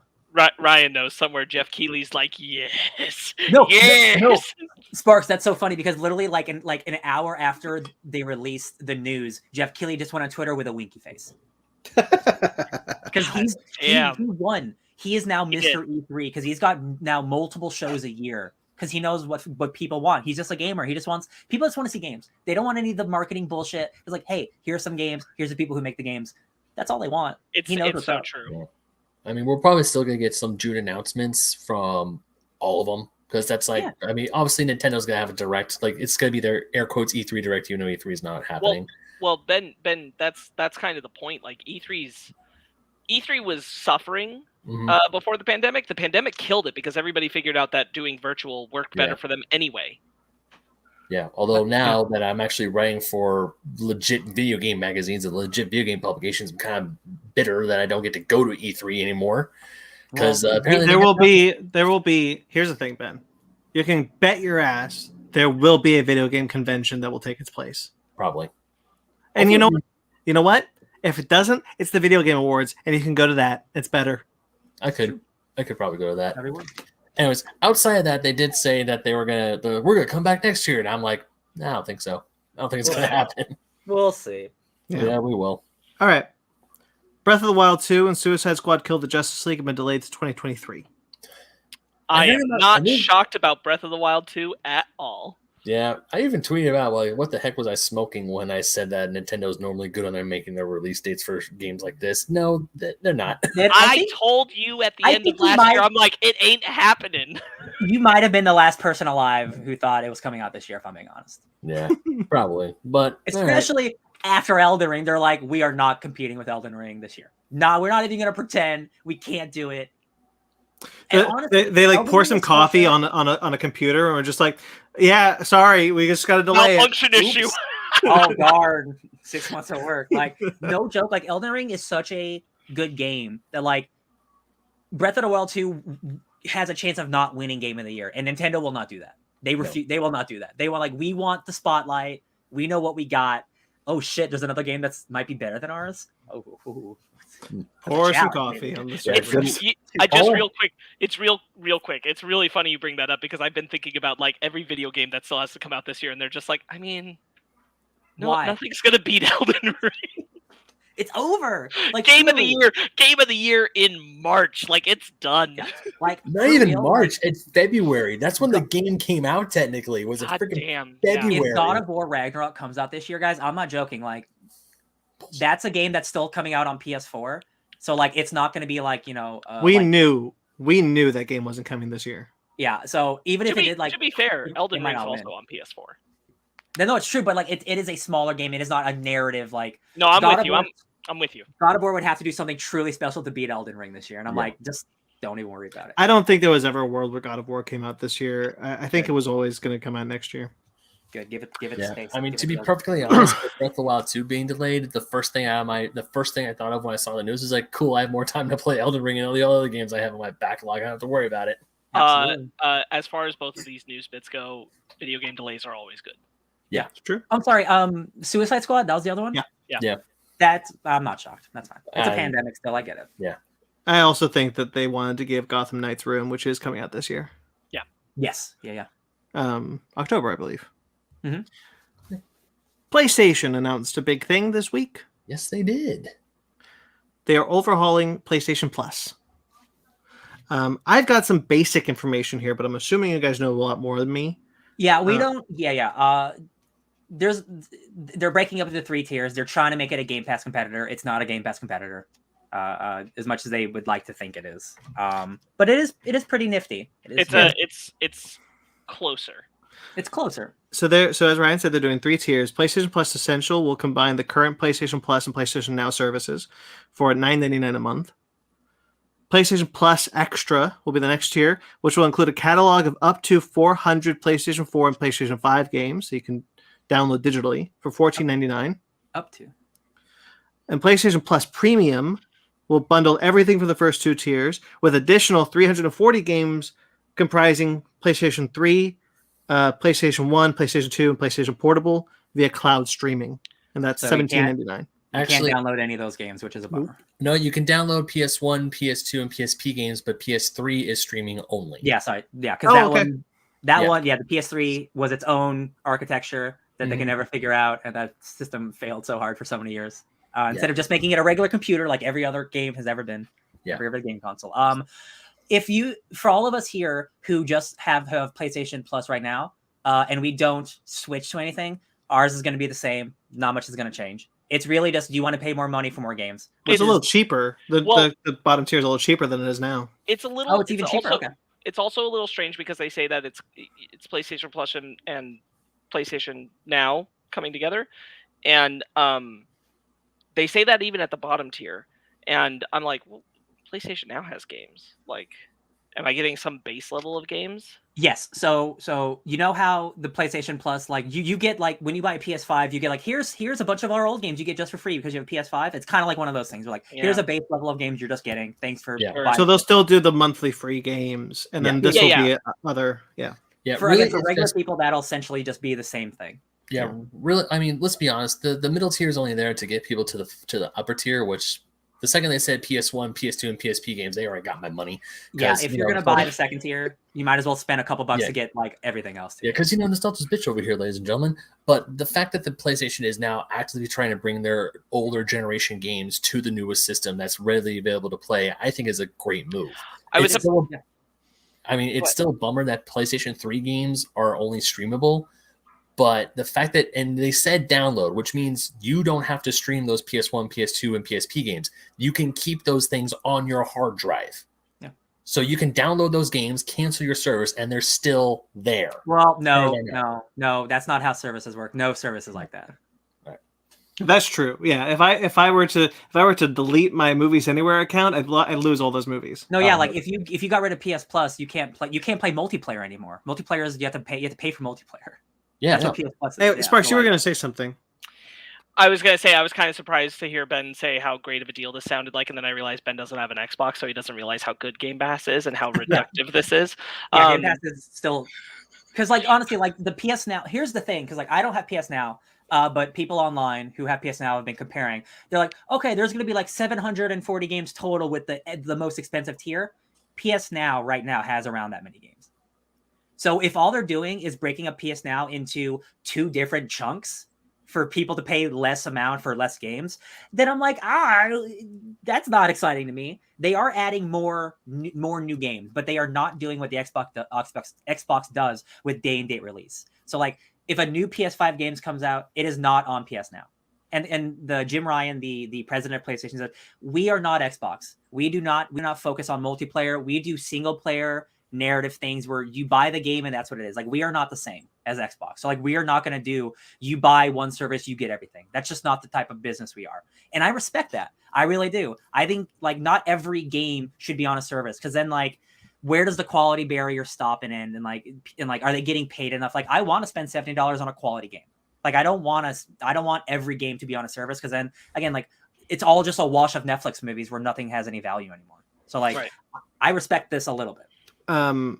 It's my understanding that PlayStation Now does not have the previous generation games available to it outside of PlayStation 4. It has a very select like mixed match of PlayStation stuff. now definitely has PlayStation 3 because that's how we did Mortal Kombat. Mhm. Yeah. Right. Okay. But it probably not 1 and 2, right? I don't think 1 and 2 that's new. I think that this is what when they're talking about 340, they're talking it's additive, right? We're adding the previous generation games. We're not taking away the PS4 games. But speaking to Ryan's point is that the price cost, that maximum tier that they're asking for, is almost double Game Pass as is at its most. And Game Pass is doing day and date of new games. Their entire back catalog, all the way back to Xbox, is almost backwards compatible by about 92%. Yep. That's insane. Yeah. You need to buy PS Now extra premium to play those PS1 games. Xbox, if you have the game, you can play it on your brand new Xbox. You don't need a 20-year-old system. You can just play it, and that's the fundamental difference.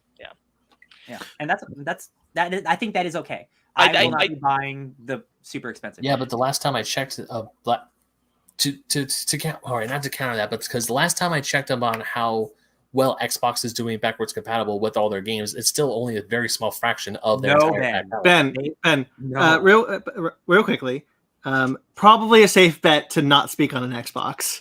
You do not have one. I've never looking this up. They said there's like 1,000 games in the 360 library, but only 300 some of them are playable. There are some that are unplayable. Throughout the years, they have done multiple patches for hundreds and hundreds of games. Mark's just said 92%. That's quite a high number. I know. It's pretty good. It's pretty good. It's easy when you use the same type of, again, computer stuff to make games for decades on end. It's just they're using Microsoft computers. It's easy to translate this stuff. PS3, like architecture, they still can't figure that out 10 years later. That's insane to me. How did we do this? What's truly funny is emulators on PCs can do PS3 stuff better than Sony can. People have figured it out. Like, I'm not going to say I've played PS3 games on my computer better than they ran on the PS3 initially. I'm not saying that. It's true though. I don't know why Sony hasn't figured it out. I'm not a computer scientist, It's crazy. I mean, like that's the thing is, like, most of the time when I'm looking at getting an old game, if it was available on both Xbox and PlayStation, I go for the Xbox because it's available, it's backwards compatible. If I can find a disc, I can put it in my Xbox One and play it, or I can put it in the next level of the Xbox console and play it. So all of my Xbox games still have value to me, no matter what the updated console is that I put it on. PlayStation doesn't have that. And then the thing that really gets me about this is, like, I'm fine with the 2 tiers. I'm fine with the breakdown and everything. It's the price. The price is still demanding more of what the player is getting. And I still think that's ridiculous. I think this is ridiculous about Nintendo as well. But, like, it's really getting me because, like, I don't believe they're putting the work in to make the transfer of these systems. It'll be interesting to see how people feel about the PS1 and PS2 games. But, like, even then, the sheer number that we're talking about right now, it's not worth that high maximum price for these old games. The one of the big things is, and we'll go off this topic quick soon, but, like, they haven't announced what the games are either. So they want us to, like, we can't pre-purchase or anything, but, like, they want us to, like, think about making this investment without even knowing what we're buying it. Because, like, they're still working on those deals. And if you remember the PlayStation Classic, the thing that released, like, that thing wasn't super great. No. They couldn't get the licensing deals for their most, like, classic PlayStation games. So that makes me worried that, like, is that another situation here? Like, I don't know, because you haven't told me what I'm buying yet. Our friend Adonis Edix in the chat saying Game Pass is lovely and Nintendo doesn't care. I agree on both points. True. Xbox, like, 5 years ago they were in the dust, and now they're the leaders. It's crazy. It kind of reminds me of, like, Disney was like, yeah, we're $7 for everything we got, and then HBO Max was like, yeah, we're 14. Bet your bottom dollar you're going to see things like for the PS1, PS2 games, that's going to be like the original Jack, which has had remastered versions, but now it's just going to be like, do you want to play it when it looked bad? Like, oh my God. Go back and play the classic. Here it is. And that's like counting in the number when you have it also through the service available on the PS4. Yeah. Oh my God. Playing like old games blown up on your HD TV looks awful. Oh yeah. I'm glad that they're moving forward with a service like this. They had to do something. They had to do something. It needs. I think it needs work. I'm not sure. I wouldn't have done 3 tiers personally. I think that's you just 2. You get the games. You don't get the games. Like, Game Pass has that. Like, you have Xbox Live, or you have the Xbox Live with Game Pass. That's all. That's all. Like make it easy, baby. $20, you get the games. $10, you don't. Like that would make sense to me. I'd be more willing to go for it. Absolutely, yeah. We'll see how it shakes out when it comes out in June. Also, we'll see what the game selection is, because my thing especially for the PS1, PS2, and PSP games, a lot of those games are now stupid expensive to buy hard copies of. So depending on what depending on what they release with it, it's like, hey, can you remember Musashi Legendary Warrior for the PS1? That game's a cult classic now, worth $100. But here you go, you could play it on PS5. Metal Gear Solid 4 is exclusive to the PS3. You can't play that thing anywhere else. I hear you, Ben. Like, that's really a good point, but it is only a good point for gamers more like yourself.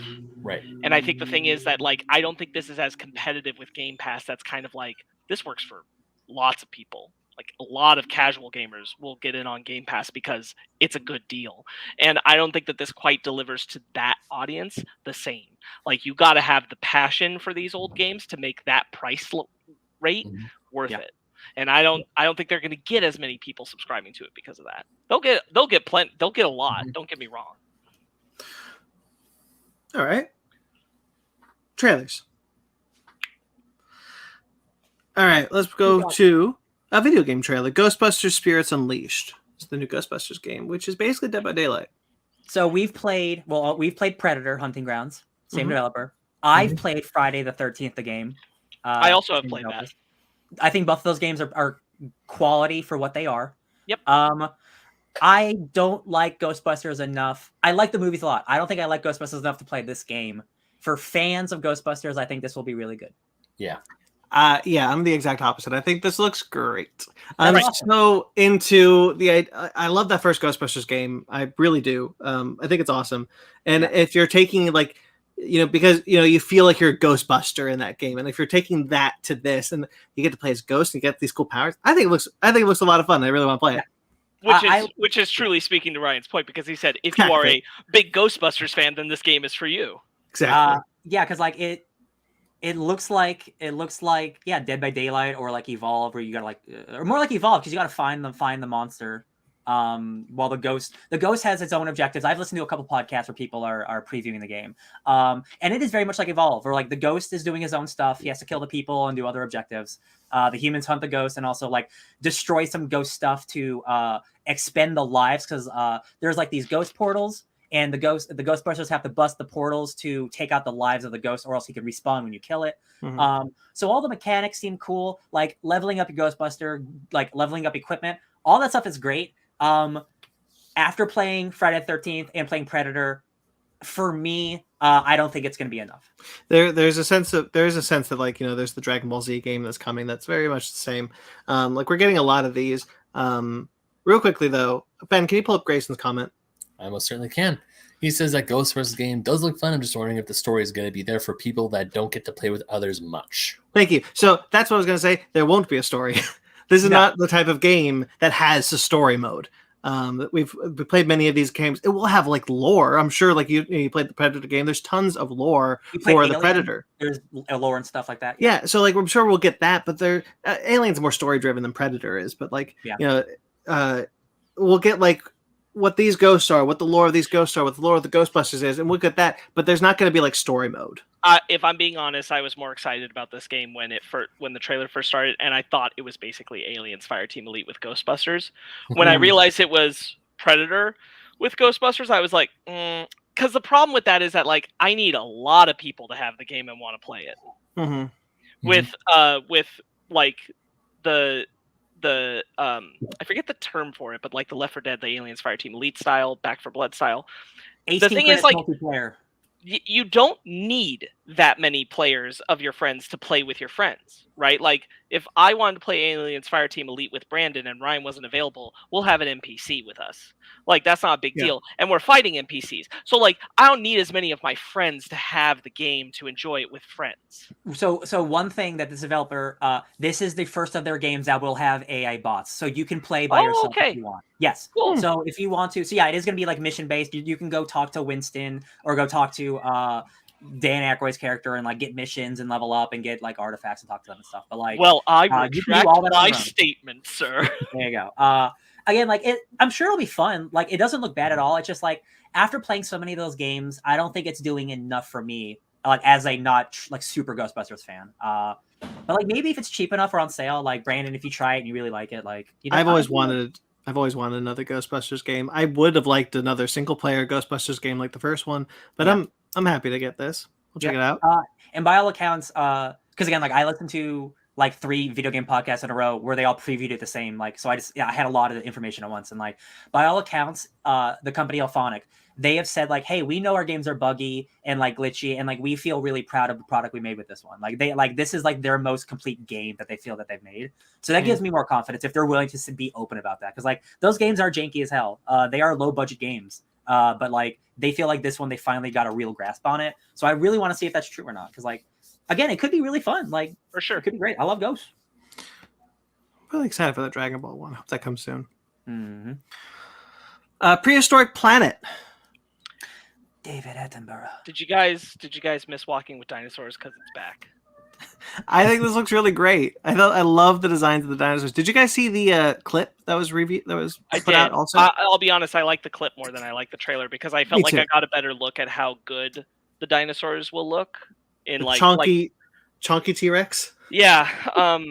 I like this. I think we were about due for a time where like we're doing like what were dinosaurs like, but with more analysis from what we actually know. It's been like a decade or so since they've really attempted something like this. So I'm all for it. I'm glad they're doing it.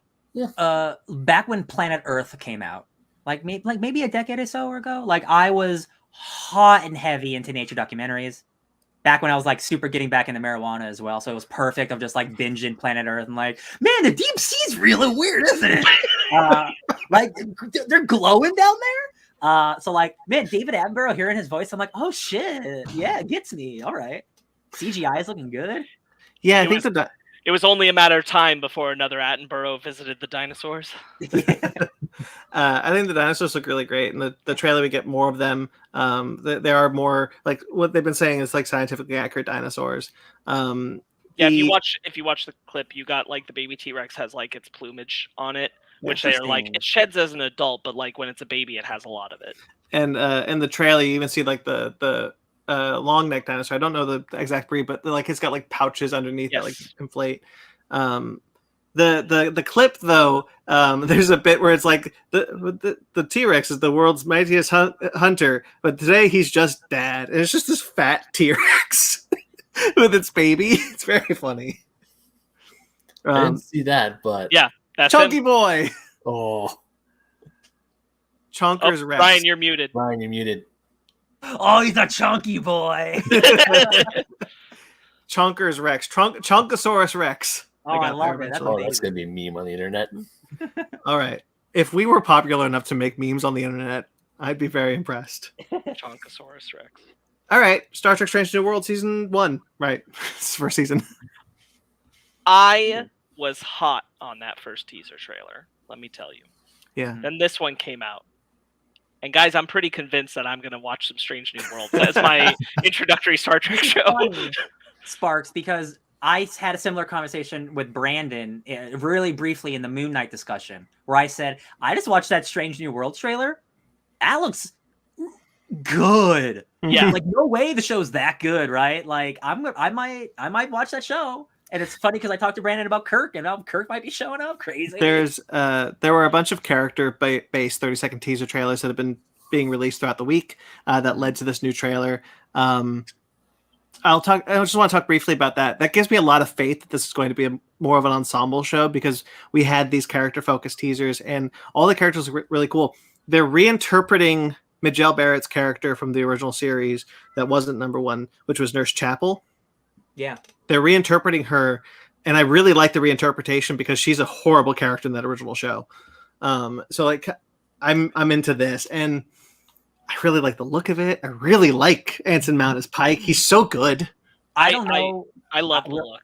Yeah, I think it looks incredible. Like, I'm still so impressed how much money they're putting into these shows on the streaming service. Like, they really at least seem to care about that. The music, I don't know how the music is on the other shows, but it had the woo, woo, woo, woo, and I'm like, oh, I love that old school sci-fi sound. Like, I love it. Like, it feels like it's the closest I've felt, at least the trailers, to old school Star Trek. Like it definitely still is like kind of like modern Abrams, like it's very actiony. Yeah. But like the feel of it was like, oh, it feels old school to me. And like the trailer I'm looks really episodic. We're going to different planets. It looks more planet based. Like I said, I really like the crew. There's a bit that's not in this trailer that was in the character teaser for Pike. So in Discovery season 2, he finds out that when he's going to die, when and how he's going to die. That puts him in the chair from the menagerie, and he is haunted by that in this show. So his character teaser is all about like, yeah, I know when and how I'm going to die. Like how is that going to affect me as a captain? And he's like seeing the reflection of the melted face in his reflection. Ooh. Yeah, everything I'm seeing about the show says to me like this is a home run. Feels hot. Feels like a hot show. I'm ready for it. I'm excited for a Star Trek gateway drug. Yeah, Anson Mount. Well, he's just like, let's just talk about this. Let's just find some common ground. Yeah. There's another thing I wanted to bring up about this trailer. So in Lower Decks, which I think Ryan, you'd really like Lower Decks. Mm-hmm. There's a planet that the chief engineer of the ship is from. That is a planet where thousands of years ago, or hundreds of years ago, I don't remember, hundreds of years, a group of Renfair LARPists went into space and found a planet filled with mythical creatures such as dragons, unicorns, trolls, whatnot. Mm. And they set up a kingdom there, and they've developed their society as a medieval Renfair society. And it looks like, at least the fandom is convinced, that the scene where we see one of the crew members sword fighting is that planet. Sick. So we could be seeing a Lower Decks planet through the lens of like classic Star Trek. I'm so sick. That'd be so cool. I'm into it. Yeah, I mean, it feels like the heat behind the show feels real. Unlike some of like the premieres of other shows, or like like multiple seasons of Discovery where people are like less hot on it than or less cold. But like this feels like the energy behind it is like there, which is exciting. That's really good. I really like the energy of the trailers. They've all been like really energetic. The action looks great. I'm so stoked that you guys are really into this. Yeah, like I like Star Trek. I just like it's been so easy to just avoid all of this era of Star Trek because it's like I just know it's not what I'm looking for. This is kind of like what I'm looking for, like really. Maybe this will get you to Lower Decks. I really want you to watch Lower Decks. I should. When I move, I'll have more free time probably. So I'll probably. All right, what's next? Close Enough season 3. Yeah, I just want to quickly talk about it. Close Enough is great, guys. I'm really happy that it's coming back for yet another season. Killing it. Love Close Enough. I pretty much echo everything he said. It's a great show, easy to binge, very very short on HBO Max. I love a lot of the in jokes, and season 3 is coming, so woohoo! Can't wait to watch it. Only Murders in the Building, season 2. Not a lot to say off of this one. I'm just glad that season 2 is coming. It's kind of a short teaser for the season. The characters are back. It's going to be a good time. I have faith. That was one of my favorite shows of the past year. I refuse to watch it because I will eventually watch that show and I want no hints at all about it. Hell yeah. I'm super stoked. I'm really happy this season's coming back. I'm really glad I get to watch it weekly. I will tell you, Ryan, that was really smart because there is like one moment that would kind of ruin one suspect. So good thing I also didn't see this trailer. Yeah, I was only on here for Sparks and I. And like this one is only on here for you, Ben. Ruby, Ice Queendom. You didn't have to put it on here, but sweet. I don't know. You said you didn't know about it, so I was like, okay, well, I'll put this on here. Yeah, I didn't know about it. Ice Queendom? Yep, Queendom. Mm-hmm. At the end of the trailer, was that because this is 2D animation and there's a 3D animated character at the end of the trailer? Is that like a crossover between the Rubies? Honestly, I have no idea. What good are you? Ruby. As I was saying, this looks like this is an anime style retelling of the first series or the first part of Ruby. So I'm looking forward to it. Wait, did you say it's an anime retelling? Yeah. Isn't it of an anime? No, it's okay. So this is a traditional 2D style anime as opposed to a 3D animated one. This is 2D drawing. It's It's like classic art. It also looks a little better because the original does it look better than the show. Well, to be fair, the original outing of Ruby, they didn't have enough money in the budget to have like regular people. So all the air quotes NPCs or side characters, they were just shadow people. Mm-hmm. Like if you rewatch that first bit of Ruby, it's rough.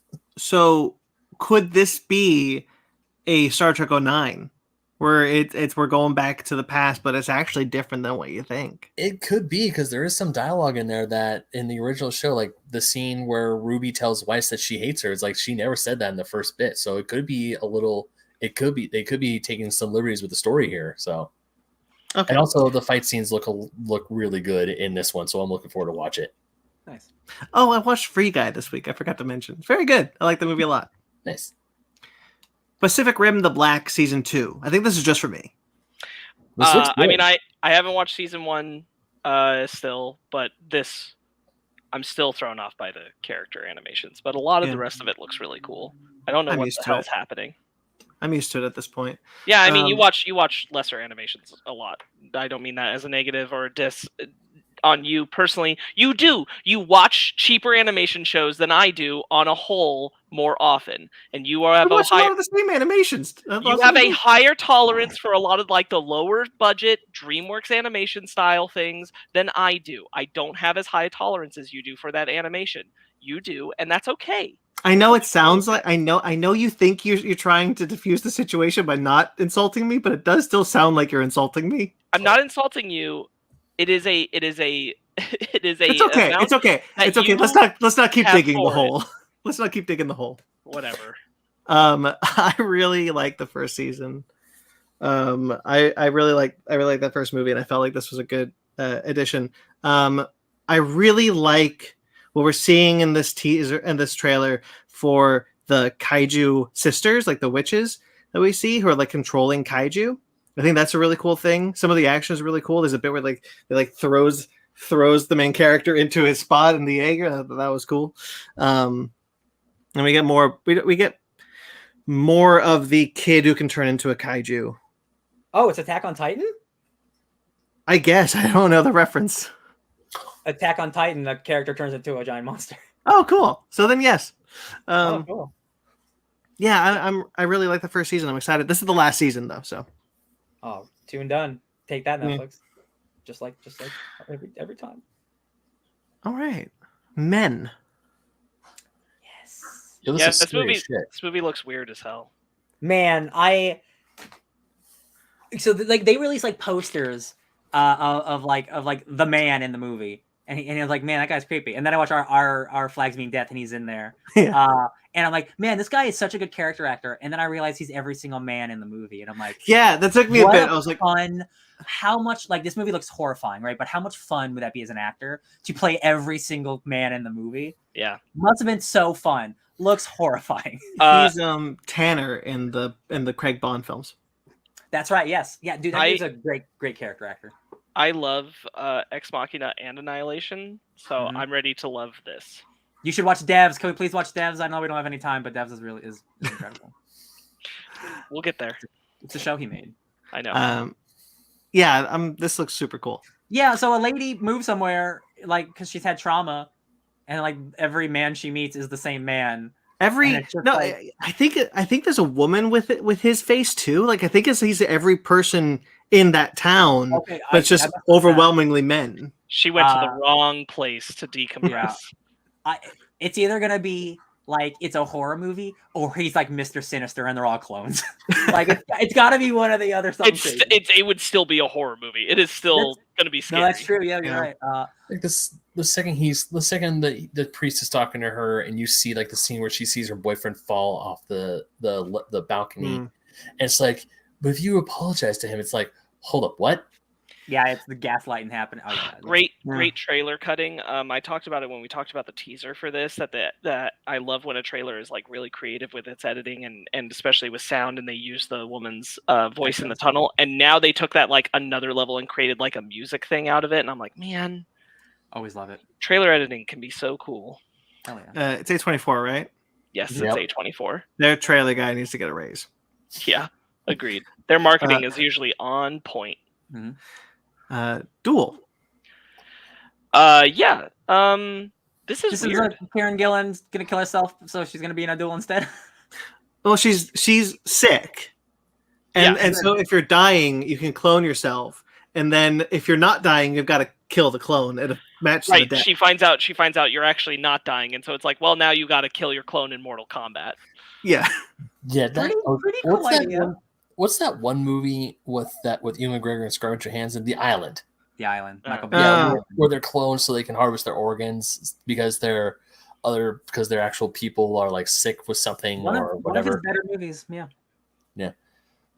Yeah, I got some vibes, but I really like how it's like twisted, so like you actually get to meet your clones. Like, hey, these are my friends. This is who you're gonna be talking to after I die. And it's like, okay, so you're not dead, but so we're gonna find out who's the true you and kill your clone. I think that's really cool. It's the thing. There's like, well, we can't have two of you running around. Yeah, that's That'd be weird. crazy. That'd be ridiculous. Twins? What? You never heard of twins before? Damn. Not in this Okay. universe. Yeah, I thought this looked really interesting. Is this a streaming movie? Real movie? Not that streaming movies aren't movies. You know what I mean? I have no idea. Okay. It didn't say it's streaming service, so I'm assuming it's theaters. Yeah, I don't know. I like Karen. I keep calling Kieran Gillen, the writer. Yeah. Like Karen. It's Yeah. Karen. Aaron Paul's in this one too. Yes. Yeah. Magnets, bitch. Yeah.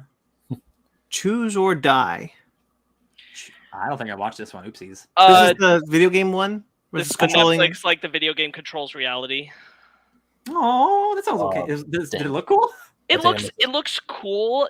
There is an amount where it's like, it feels like when people get their hands on doing a horror movie for the first time and they kind of go pretty hard for like the gore look of some things. There's maybe more than I care for here. But the concept of like the glitchy reality stuff, yeah. That's its original name. Yeah. Cursor.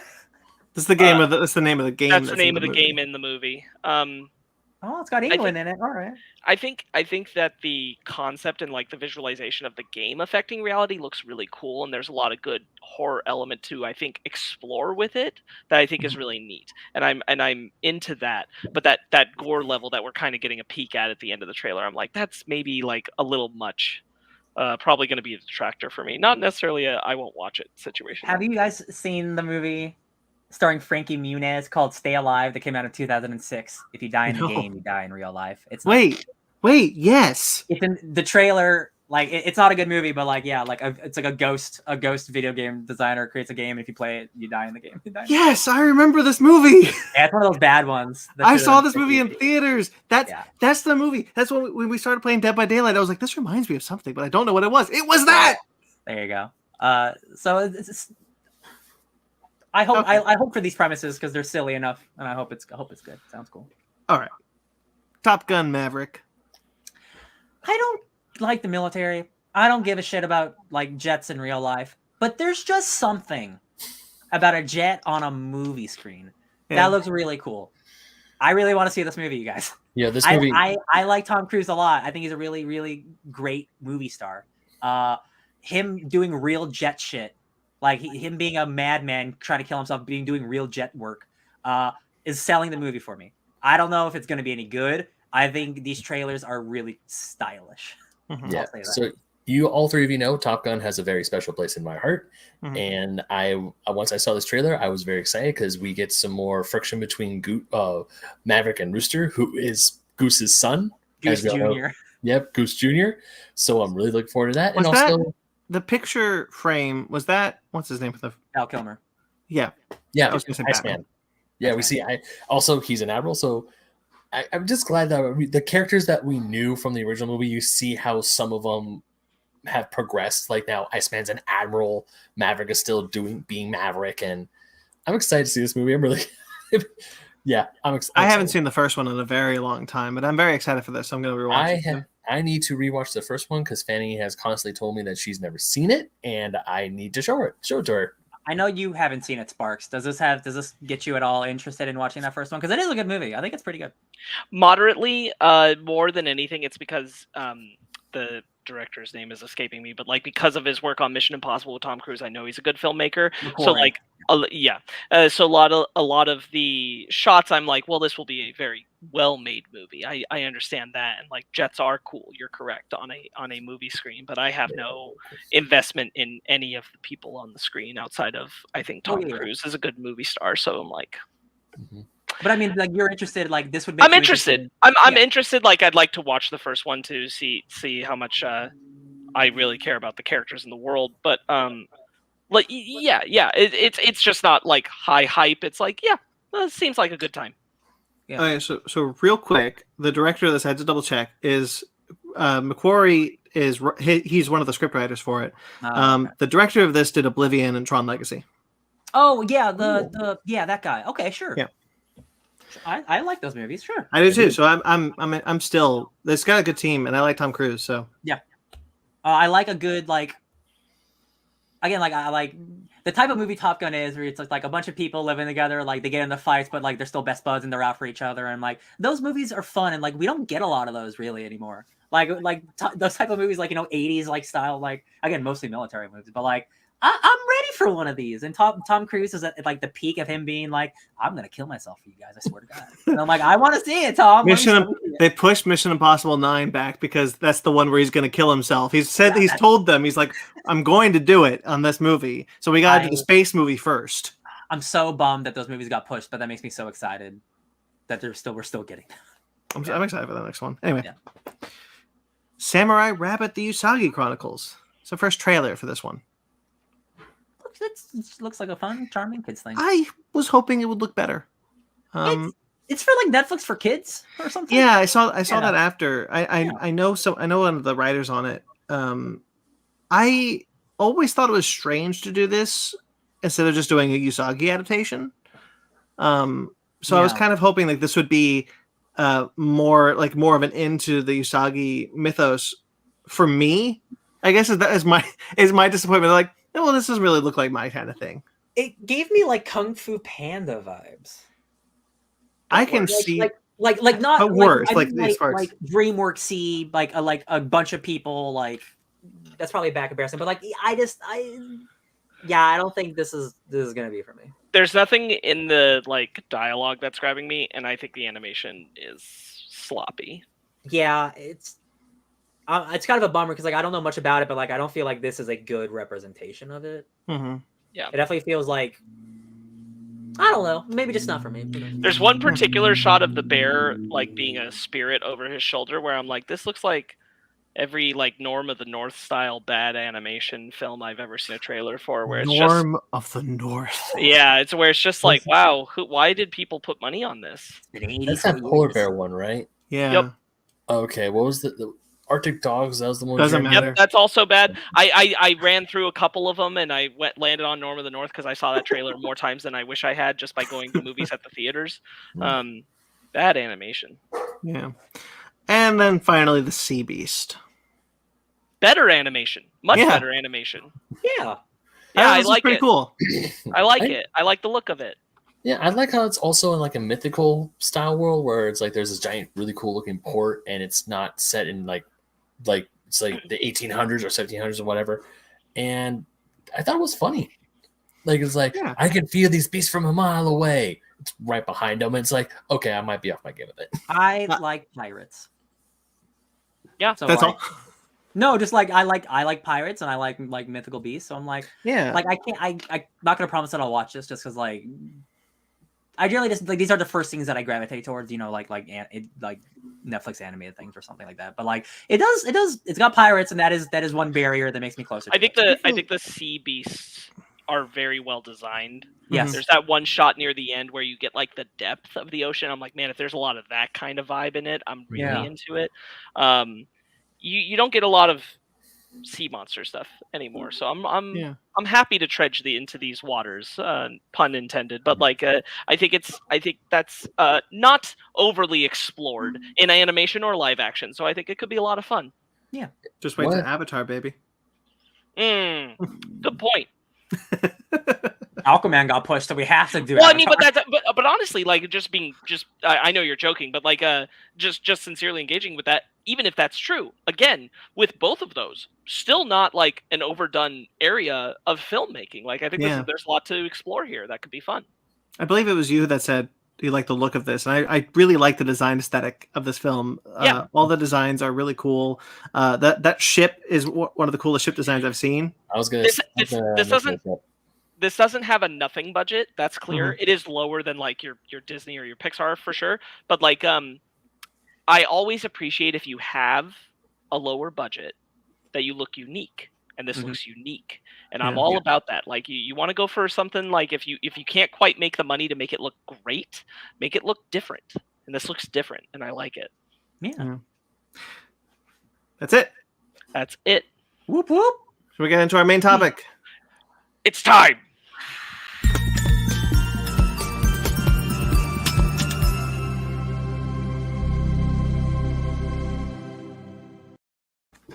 Welcome, friends, to the Fake Nerd Awards 2022. I'm here on the red carpet with Ben Magnet, Brandon T. McClure, and Ryan Eliopoulos. I'm sorry, I tripped over my tongue. Eliopoulos. And we are here to find out who has won in our many categories. What does it say? Don't go in there after me award. Oh. It's a Dundee. That's so good. Sparks, what are you wearing? I am wearing the Broadway Lion King hoodie. It's a good family classic, to be honest with you. Yeah. What's the brand? I don't know how they do this. The brand is Disney. I'm really excited for this, guys. Frankly, I'm surprised we've gotten over 5 years into this podcast and never thought of doing this before. Well, I've thought about it. Right, but you never articulated that, and so thus here we are. Yes, Here we are. I'm excited about this. We got a lot of great feedback for how promptly and shortly. But honestly, we decided on this pretty late into leading up to this episode. So the fact that we got roughly 26 total voters for this, is including us four, is still really cool. Really grateful to everybody who voted. Thank you so much for engaging with us on Instagram, Twitter, and to our personal friends in our lives who also contributed to this. I look forward to, in the future, maybe planning this a little better, going harder on it next time. But for now, this is going to be a hell of a show. I will take us through the categories one by one, and we're going to talk about the nominees, who we voted for, and then I will reveal the winner. We're going to start off with me mentioning that a fan of the podcast and friend, John Radley, joked about a write-in with me for Gator Loki for Goodest Boy Award. I then told him that I'd thought of this and that I realized we could have done a Best Animal Sidekick Award for this year because there were so many. But to be honest, I knew that it was Eagles to fly away with, so I just left it out. And at that, John was like, "Oh my god, I didn't even think about Eagly." Okay, we're going to move into our first category. Our first category is for, real quick, I should establish this. Our criteria when we were picking out our nominees and everything, it had to be something that we talked about for the show. And most of the time that meant that it had to be something we did as a topic. It could be something we covered in our weekly recaps if we talked about it enough. Our lowest level for entry had to be that at least 2 of the fake nerds needed to have engaged with it this year. We are going from the time frame of the beginning of 2021 all the way up to the release of Turning Red. So we'll get started. The first category is Best Realized Character. Our nominees are Catwoman from The Batman, Gus from Sweet Tooth, Vigilante from Peacemaker, Starro from The Suicide Squad, and the Mandarin from Shang-Chi and the Legend of the Ten Rings. I will go first and say that I personally actually ended up voting for the Mandarin. I really appreciated Tony Leung's performance, but also just the way that they took pretty racist caricature of a character and turned it into something very thoughtful and well handled, especially having to maneuver around the history of the Iron Man 3 stuff. So thought it was really good. That was me. I'm pretty sure I voted for Catwoman. You did. Okay, good. Because she's had multiple on-screen iterations. And even though I love Batman Returns, that is not a very good representation of the character. So I thought that Zoe Kravitz did just a phenomenal job of representing what I love about the character in all those aspects. Yeah. I was going to say Catwoman or Vigilante, but I ended up with Starro. Ooh. That's awesome. These are all good choices. Because that was Starro, right? I mean, that was Starro. Yeah, no, that was great. To Ryan's point, I was really happy with all the nominees we ended up with, to be honest, in every category. Yeah. I thought it was killer. Ben? I also picked Starro. Nice. Yeah, I was thinking, oh man, I'm probably like the only one who picked Starro the Conqueror from Suicide Squad. I was very close to doing Vigilante because I really like Freddie Stroma. Vigilante was great, but at the same time, the reason why I picked Starro was like, I never would have thought I would see Starro the Conqueror on the big screen like I did. and he was done so well with like the little starfish that takes over the hive mind. I was happy floating in space amongst the stars. And also that Starro wasn't like, yo, I'm here to conquer Earth just because F all y'all. He was like, I just want to go back into space because screw you. At the end there, he was like, no, leave me the island. You leave me all the people of the island. We're good. Yeah, but Starro was great. I thought it was like, that's freaking Starro the Conqueror. I love that. I love that. There were some votes for Starro, but this is our only category that ended in a tie. And not only did it end in a tie, it ended in a 3-way tie. Oh. What? Yes. I really thought it would break at some point. I kept getting like some votes trickling in, and it still just maintained a 3-way tie. Beautiful. It is a 3-way tie. So our winner is Catwoman from the Batman. Also, Vigilante from Peacemaker. And also the Mandarin from Shang-Chi and the Legend of the Ten Rings. Wow. All 3 of them with 8 votes each. Yo, man, those are some good characters, if I do say so myself. They are. It's true. Really great. Really impressed with that. There can only be one. It is our only tie. Everything else, even if it was close, managed to edge out by 1. Nice. Best Duo is our next category. And our nominees are Kate Bishop and Yelena Belova from Hawkeye. Loki and Morbius from Loki. Batman and Jim Gordon from The Batman. Peacemaker and Vigilante from Peacemaker. And Vi and Caitlin from Arcane. I voted for Kate Bishop and Yelena Belova from Hawkeye for sure. I definitely did. I love them so much. I can't wait for more of them. I'm a sucker for it. I was going to pick them, but I ended up picking Peacemaker and Vigilante because they had more screen time together. If there was equal screen time, I probably would have picked Yelena because she's great. But just I love those 2 dummies. I love them. I almost did Vi and Caitlin because of my love for Arcane, but I did Batman and Jim Gordon only because I kept remembering like, you gotta get out of here, man. Oh my god, the way he says "man" all the time, I love it. After I saw the Batman a second time, it was really hard. I got very close to picking Batman and Jim Gordon. I love them so much. I think in our review, I don't think we gave quite as much credit as we should have to Jeffrey Wright's Gordon. I think he is actually holding that movie together kind of well. Yeah, I agree. Yeah. Before we go, we got some people in the chat. We got Armida+16 saying, "I vote Vigilante." And wait, we're not doing. That was for the previous category. All right, don't do all of them. And Pi, I'm happy you're here. Don't call out your vote. The voting is done. Okay.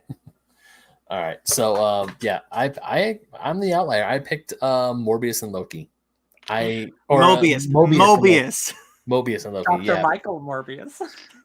Damn you, Jared Leto. Yeah. So I picked Loki and Mobius. I just love the chemistry between Owen Wilson and Tom Hiddleston. I almost said Tom Holland. Tom Hiddleston on screen. Just like to see their relationship grow from like both of them like hating each, or like Loki hating his guts, to him becoming one of his best friends by the end of it and actually caring for him. I thought it was really great. And there are times where, you're watching YouTube, some of the clips from the Disney Plus shows come up as ads. I actually tend to watch the Loki and Mobius one quite a bit just because I like how Mobius talks to him. He's like, I'm Mobius, by the way. And you just see I love jet skis. The beginning of a beautiful friendship. Works. Our winner for this category is Kate Bishop and Yelena Belova from Hawkeye. Congratulations. Hi. Congratulations, Kate and Yelena. I hope you have a happy future. Best of friends. Me too. Best Reveal is our next category. The nominees are He Who Remains in Loki. Omni-Man kills the Guardians of the Globe for Invincible. Wilson Fisk, the Kingpin from Hawkeye. Vanessa. Andrew Garfield and Tobey Maguire from Spider-Man No Way Home. Myrn is a Butterfly from Peacemaker. And Starscream learns about Unicron from Transformers War for Cybertron. Crazy. Which I have to be honest with you, I almost gave it to the Transformers one when I really thought about it. Wow. But I did end up giving it to He Who Remains from Loki, because when that elevator opened and Jonathan Majors was there, I lost my shit. So that's where I landed. I also picked He Who Remains, and I was on the same couch as you. Yeah. Going, I can't believe they did it. Yeah, that's MCU is going to be hard to top that reveal for me.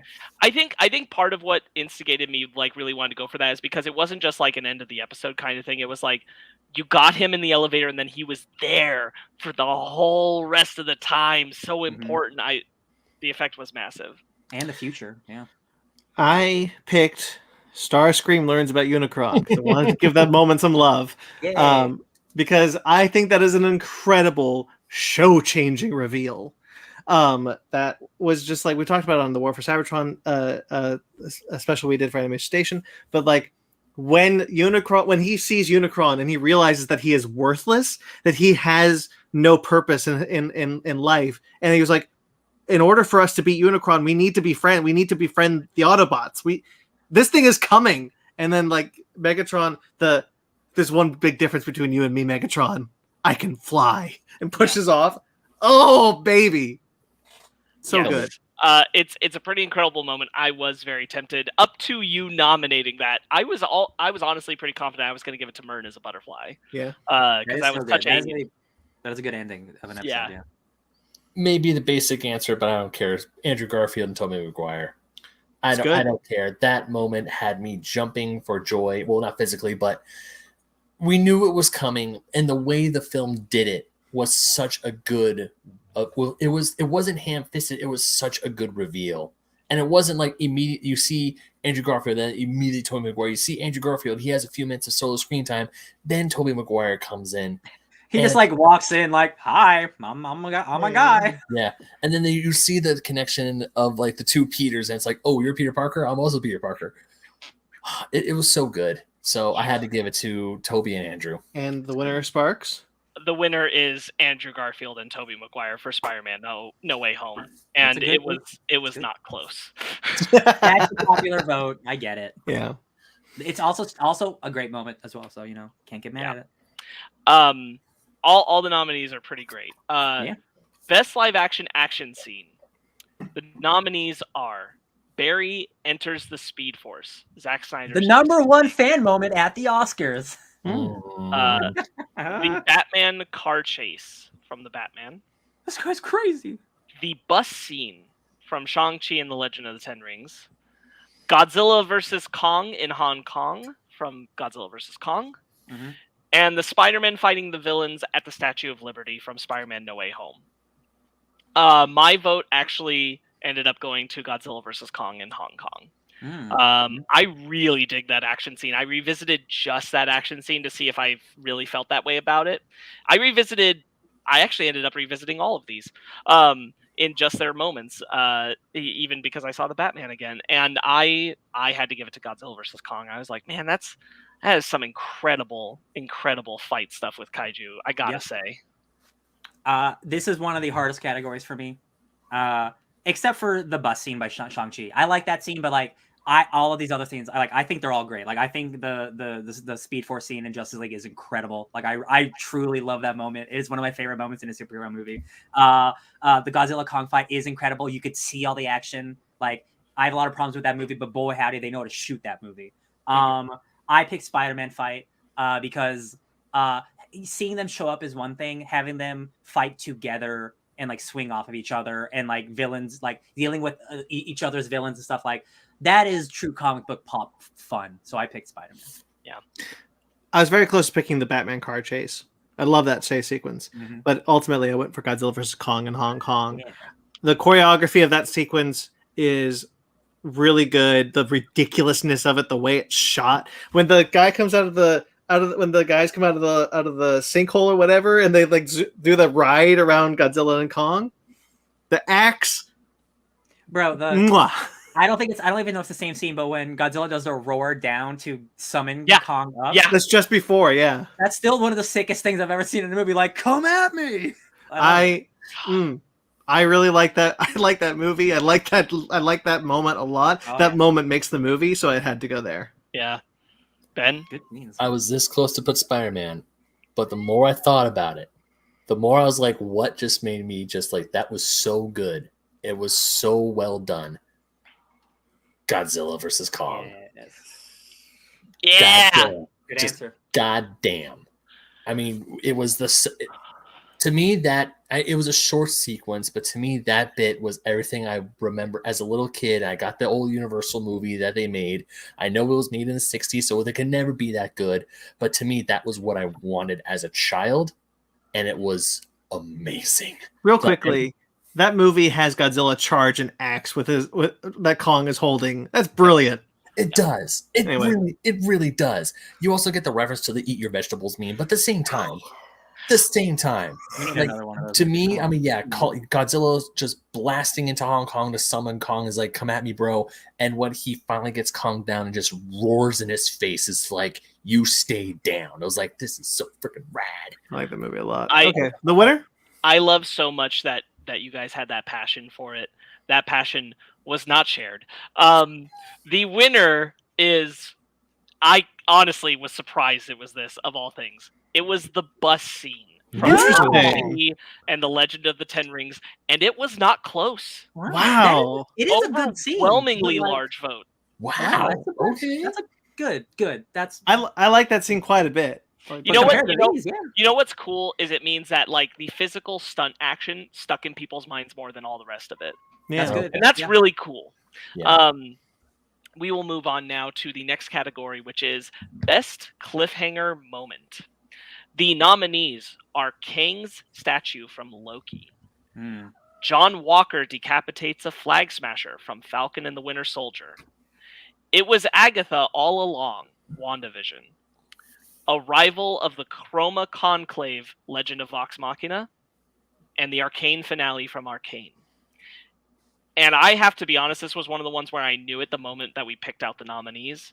It's John Walker decapitates a flag smasher for me. There is little that left me like Yeah. kind of sitting there stuck wondering what the hell is going to happen now, and not expecting that ending, not expecting what that being the way we were going to go forward in Falcon and Winter Soldier. There's not a ton of praise that I usually throw around in that show, but the moment when he pulls that shield up with the blood on it, holy crap, that's an MCU iconic moment, to be honest. In a like, ooh, oh no way, but like incredible.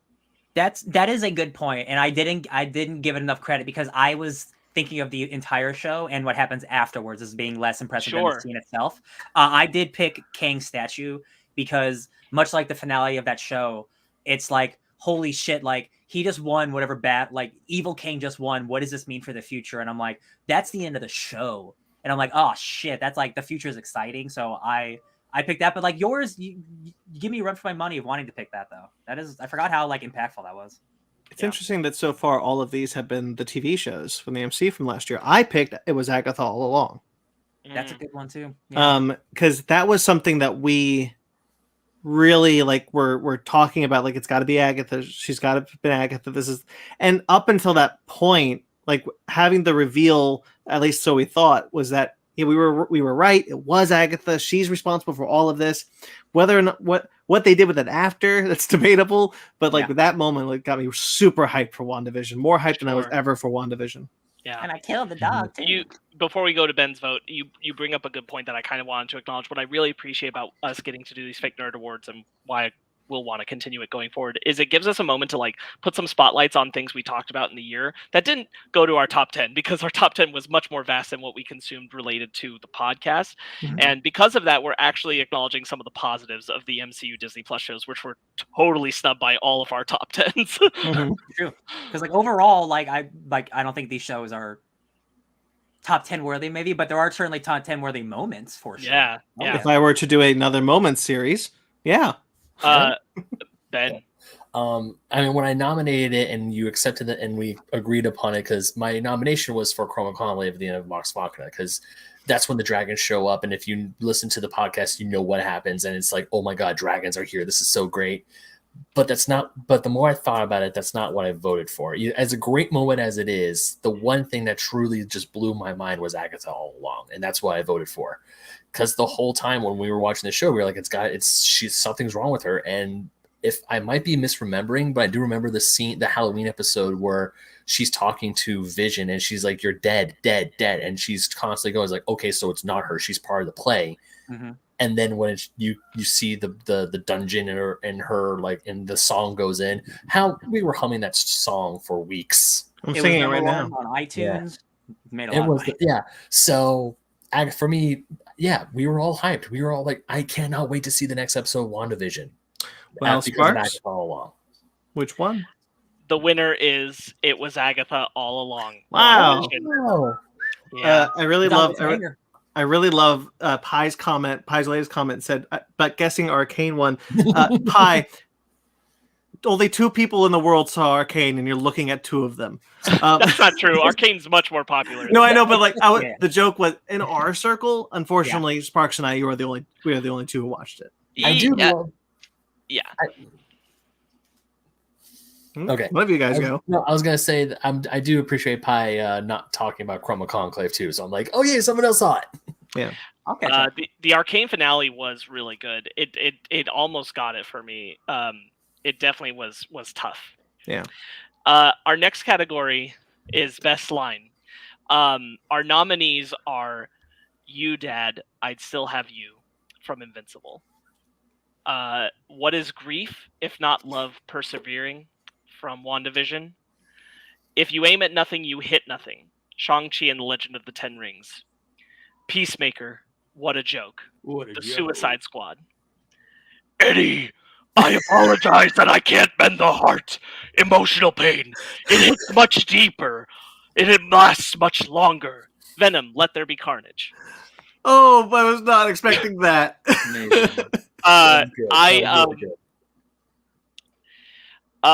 Revisiting the line, "You Dad, I'd Still Have You," at this moment in my life, the impact of that felt harder from the end of Invincible. So I had to give it to "You Dad, I'd Still Have You." That was my vote. I also picked "You Dad, I Still Have You." Really, really powerful shit. Good shit.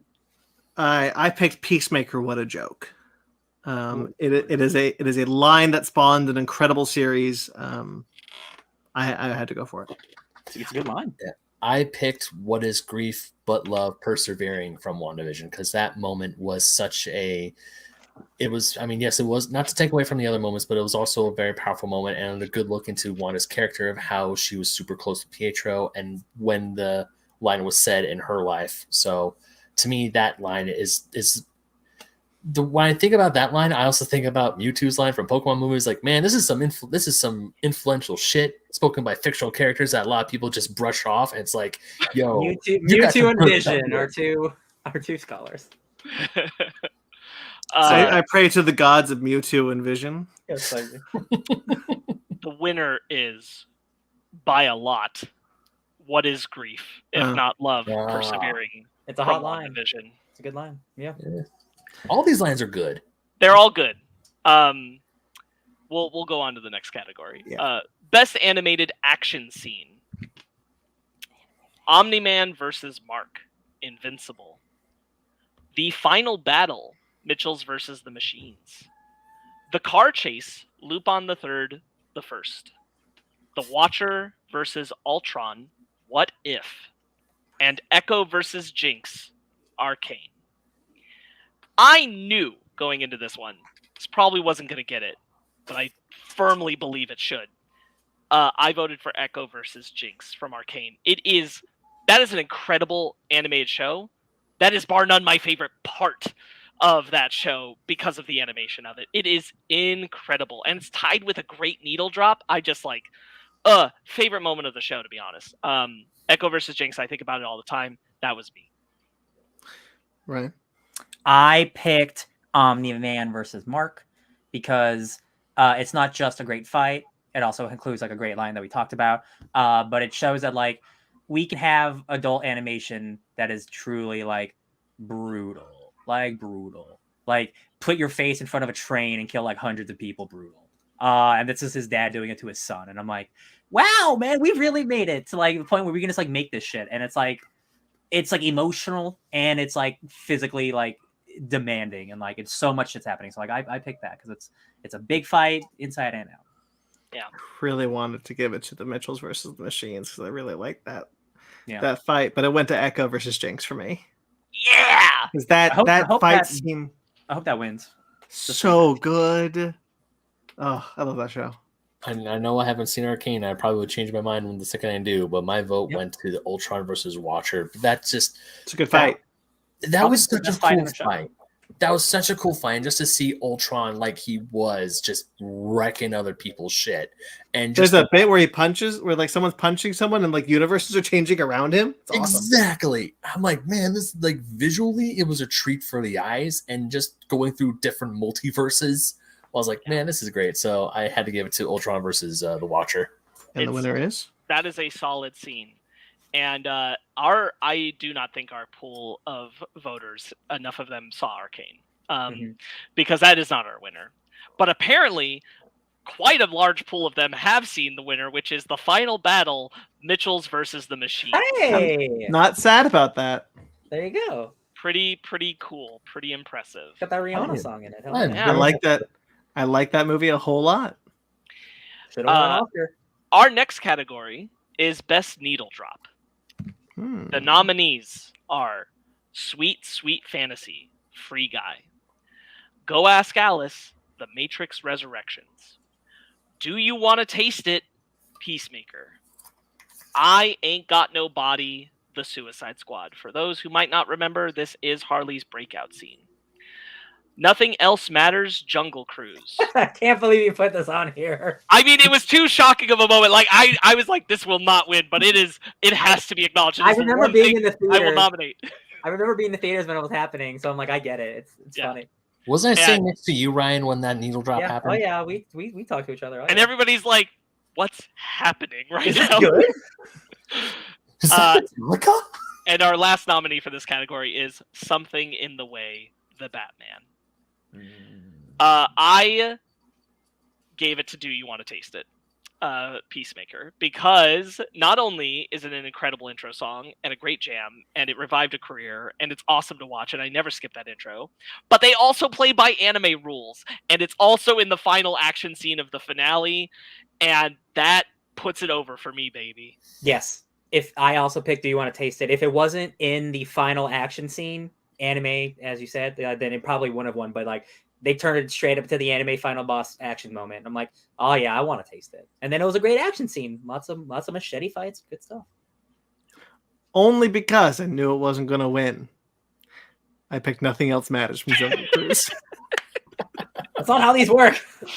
I just wanted to give it some love. Sure.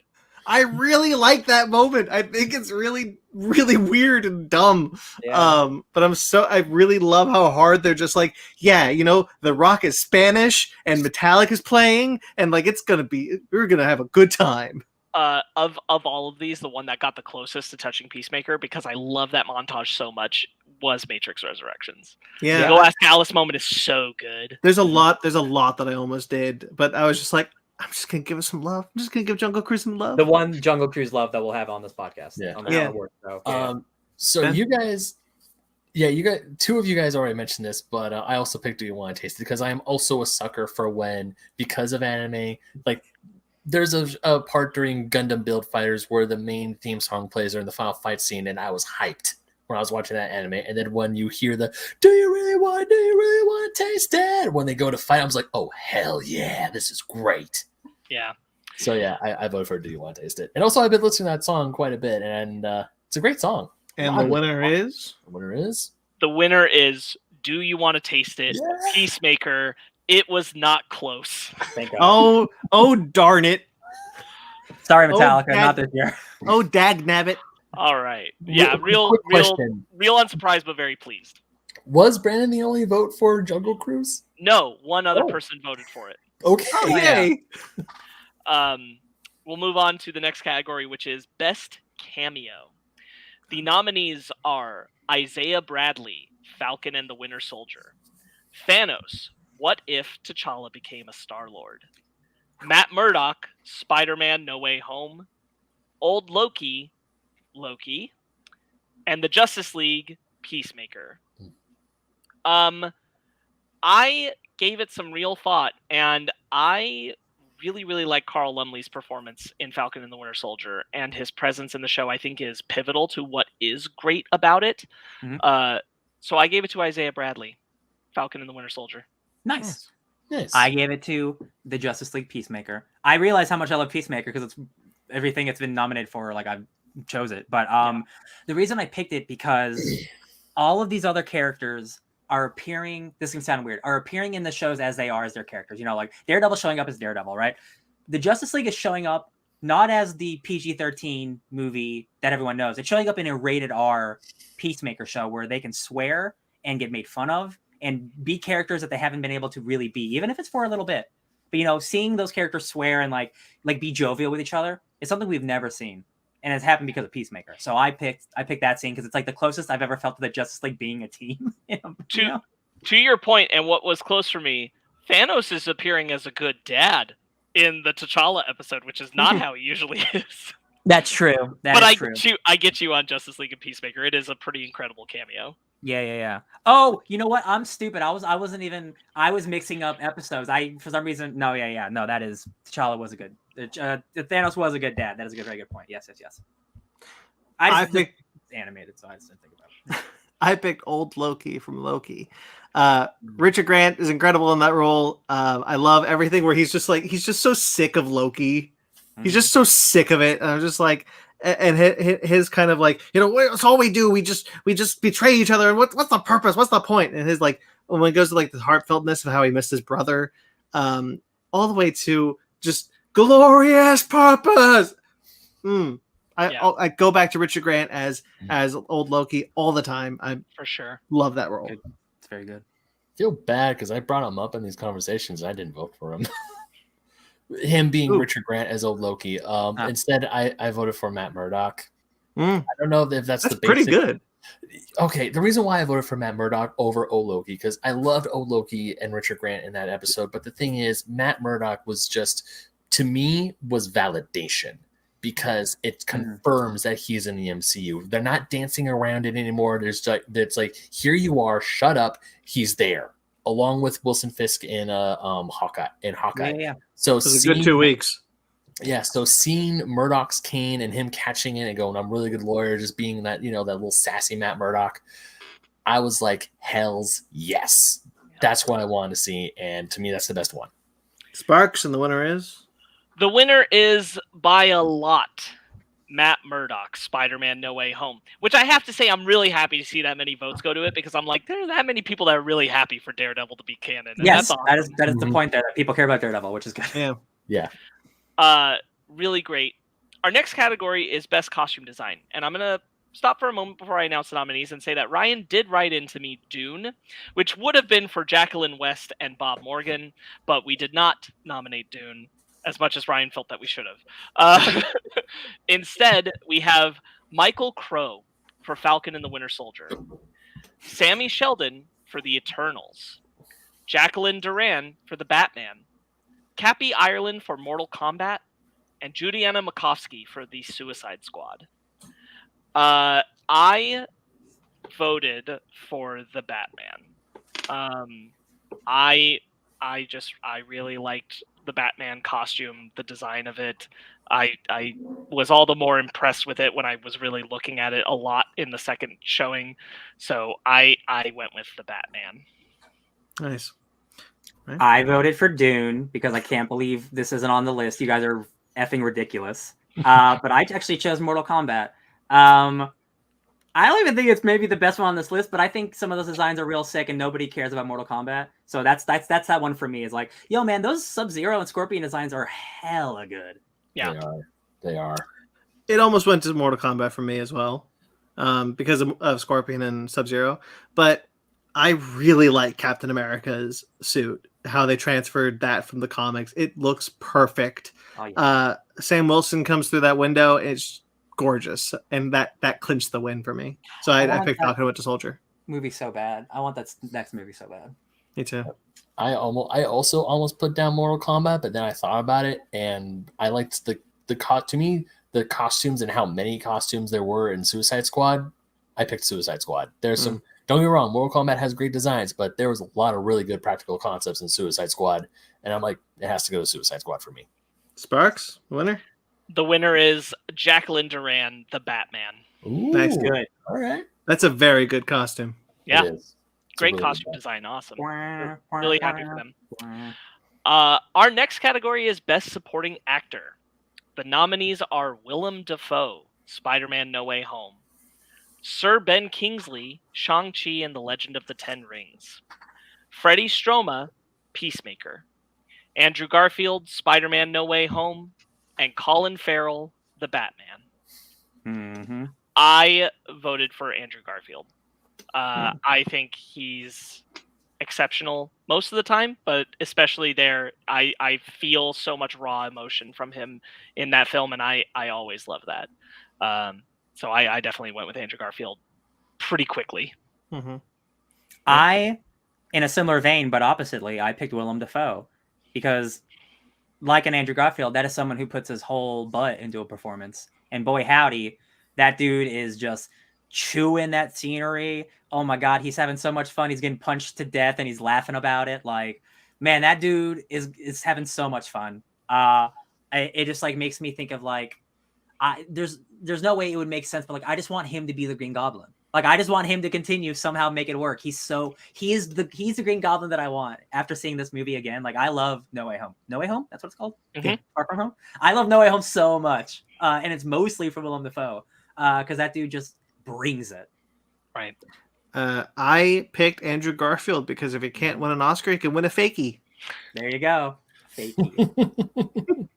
All I have to say is this: I'm something of a scientist myself. Ben gets Oh, it. good. It's Willem Dafoe. For Andrew Garfield's great. They're all great, but They're all great. You know what? You know what?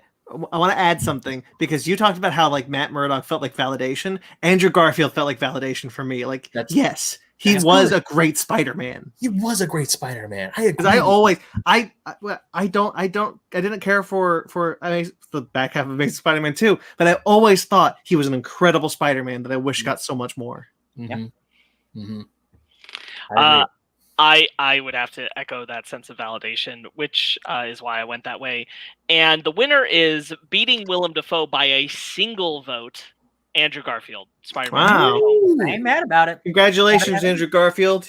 You won something, finally. You did it. We gave it to you. Our next category is Best Story Idea.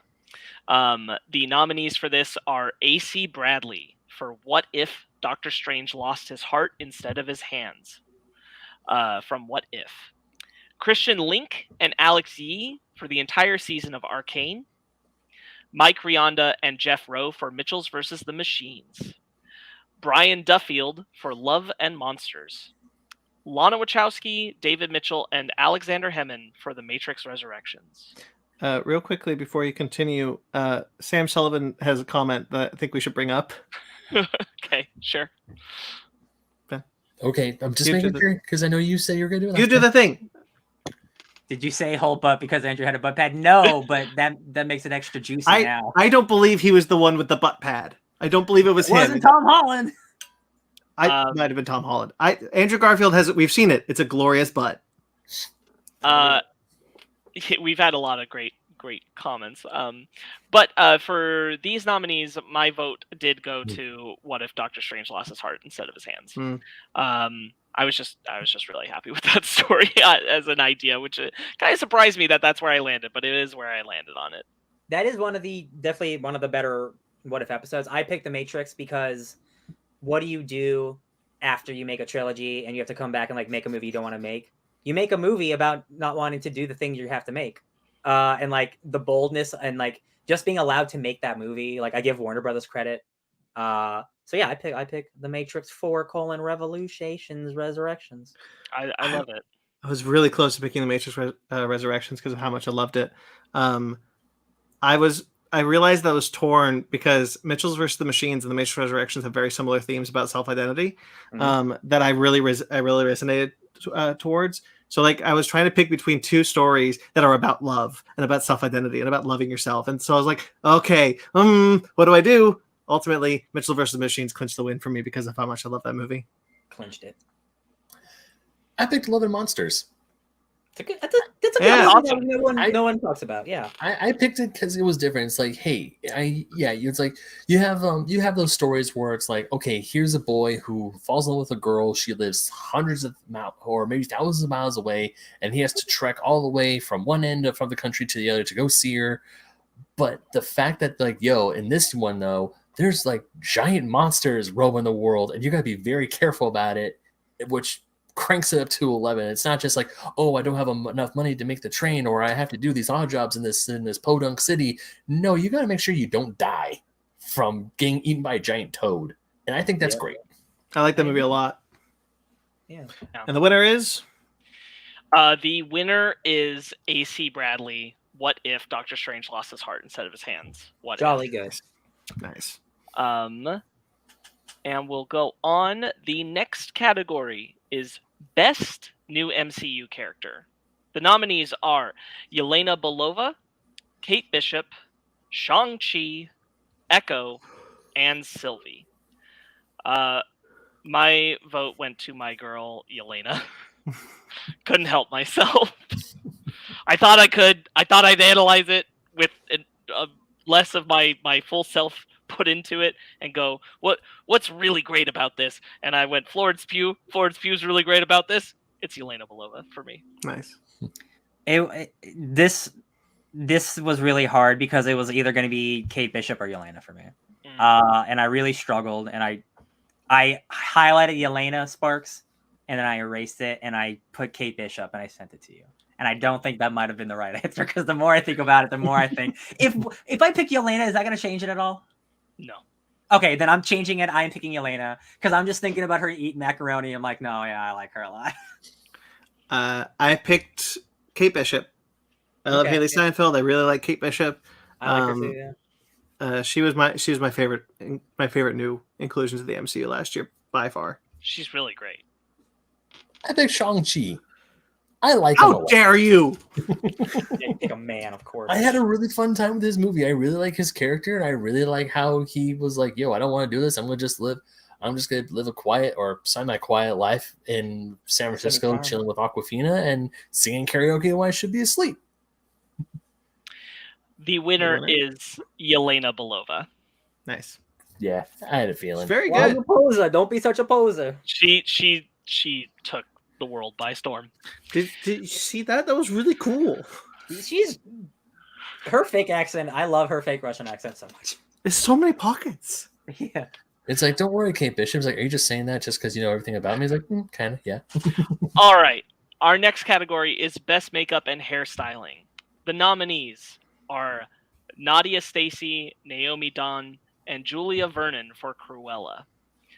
Laurie McCoy Bell, Eleanor Sabaduika, and Tim Huijing for Malignant. Naomi Don, Michael Marino, and Nikita Ray for The Batman. Alan Cook and Nicole Rodriguez for PG Psycho Gorman. Crystal Gomez and Sabrina Wilson for The Book of Boba Fett. Mine went to Malignant for this one. Even though I really like Cruella. I wanted to give Malignant some praise because I really love what they did with Malignant. So, yeah, it was Malignant for me. I knew I was fighting an uphill battle. So after Cruella won an Oscar, I was like, it doesn't need my help. So I also picked Malignant because Gabriel is just a wonderful little dude. And I just love his stupid face coming out of the back of her head. Oh, I love it. Throw some more chairs, please. It's time to cut out the cancer. We get it. I picked Malignant too because I very much like Malignant. PG Psycho Gorman almost got it for me because of how cool a lot of the prosthetic work is there. Me too. But like the face coming out of the skull and when we see the prosthetic with the little hand, Ben loved Malignant. Well, actually, I wasn't super hot on this movie when we reviewed it, but I gave it my vote because the makeup was amazing and it was Psycho Gorman. Yeah. yeah. Nice. Yeah, I wasn't. You guys know I wasn't super hot on that movie. I wasn't like that movie didn't really grab me, but I cannot deny how great the prosthetic work was on that entire movie. Every single creature and alien that we saw looked gorgeous, and I'm like, I mean, yeah, the story might not do it, but that makeup team, tip of the hat to I them. just think of like the line where she's like, we have to like look out for like hunky boys. He's like, I do not like hunky boys. Or do God, I? I want to. I want to watch that movie again. Yeah. I'm really glad we all went for underdogs. The popular vote took over. It is the winner is Nadia Stacy, Naomi Dunn, and Julia Vernon for Cruella. Yeah. That's good. Oscar-winning Cruella. It deserves it. It looked. Hey, those costumes are great. I mean, Okay, everyone who voted and who watches this, go watch *Malignant* and then come back to us so you've changed your vote. Watch it with your kids too. Knowing after the Oscars had happened and when we were picking our nominees, knowing Cruella had won, maybe we should have just taken it out of the category. But because it like steamrolled. All right, we're gonna move on. The next one is Best Supporting Actress. Danielle Brooks for Peacemaker. Meng-Er Zhang for Shang-Chi and the Legend of the Ten Rings. Florence Pugh, Hawkeye. Jennifer Holland, Peacemaker. And Jessica Henwick, The Matrix Resurrections. I knew that with Florence Pugh on this list, this was going to be hard. But I gave it to Danielle Brooks for Adebayo and Peacemaker because I adore her. I adore her so much in Peacemaker. I needed to give it to her. I love her, and I love everything she does in the show. So that's my vote. We'll strike out 2 for Adebayo because I also picked Danielle Brooks. These are all really good. These are all really good contenders. I was honestly going back and forth between both of the Peacemaker cast because I think these are both really excellent characters with good arcs. But I think Danielle Brooks did a little more. I don't know, not more, but like I think she was exploring more, and she was like, she wasn't as hard dealing with a hard situation. And I just think of that scene where like she's supposed to shoot a guy, and Harcourt shoots him, and she's like, that's she plays it like vulnerable really, really well. And like the growth of her and Chris's characters, like, yeah, I picked Danielle Brooks. Yeah, I almost picked any one of these people. I went back and forth for all of them. But ultimately, I figured that because I went to bat for her so hard when we were nominating, I picked Jessica Henwick from The Matrix Resurrections. Mm-hmm. I love her too. She's great. I really like her role in that movie. I think she's really good. I really like that character. So I really fought for the nomination. So I was like, you know what? I'm going to do this for you, Jessica Henwick. There was a part of me that like, I wish the competition wasn't so stiff because I really wanted to support Meng-Er Zhang because I don't think her performance gets talked about enough as Shang-Chi's sister. Mm-hmm. And I thought she was so good, but it truly needed to be Adebayo for me. Yeah. Damn it! Now that you guys reminded me about Adebayo, I should have picked Adebayo, but I'm gonna stay with my gun. I mean, Adebayo was so good. But at the same time, Sparks is right because my vote went to Meng-Er Zhang from Shang-Chi. Nice. Because she was also so good. Mm-hmm. And you're right. She doesn't get a lot of love from the movie. When you talk about the characters, it's mostly Shang-Chi, Awkwafina's character, whose name I forget, and, of course, Ben Kingsley, or Sir Ben Kingsley. Ben, it's Marvel's Katie. Because you can buy her action figure, and it's called Marvel's Katie. That's who she is. First name Marvel's, last name Katie. Ben, I'm really glad you stuck to your guns and went for that vote because she almost got it. It was close. Good. She was 3 away, but she was the closest. But the winner is Florence Pugh, Hawkeye. Should have seen coming for sure. Seen that coming. Yeah. Stiff competition on that one. I can't get mad at Florence Pugh.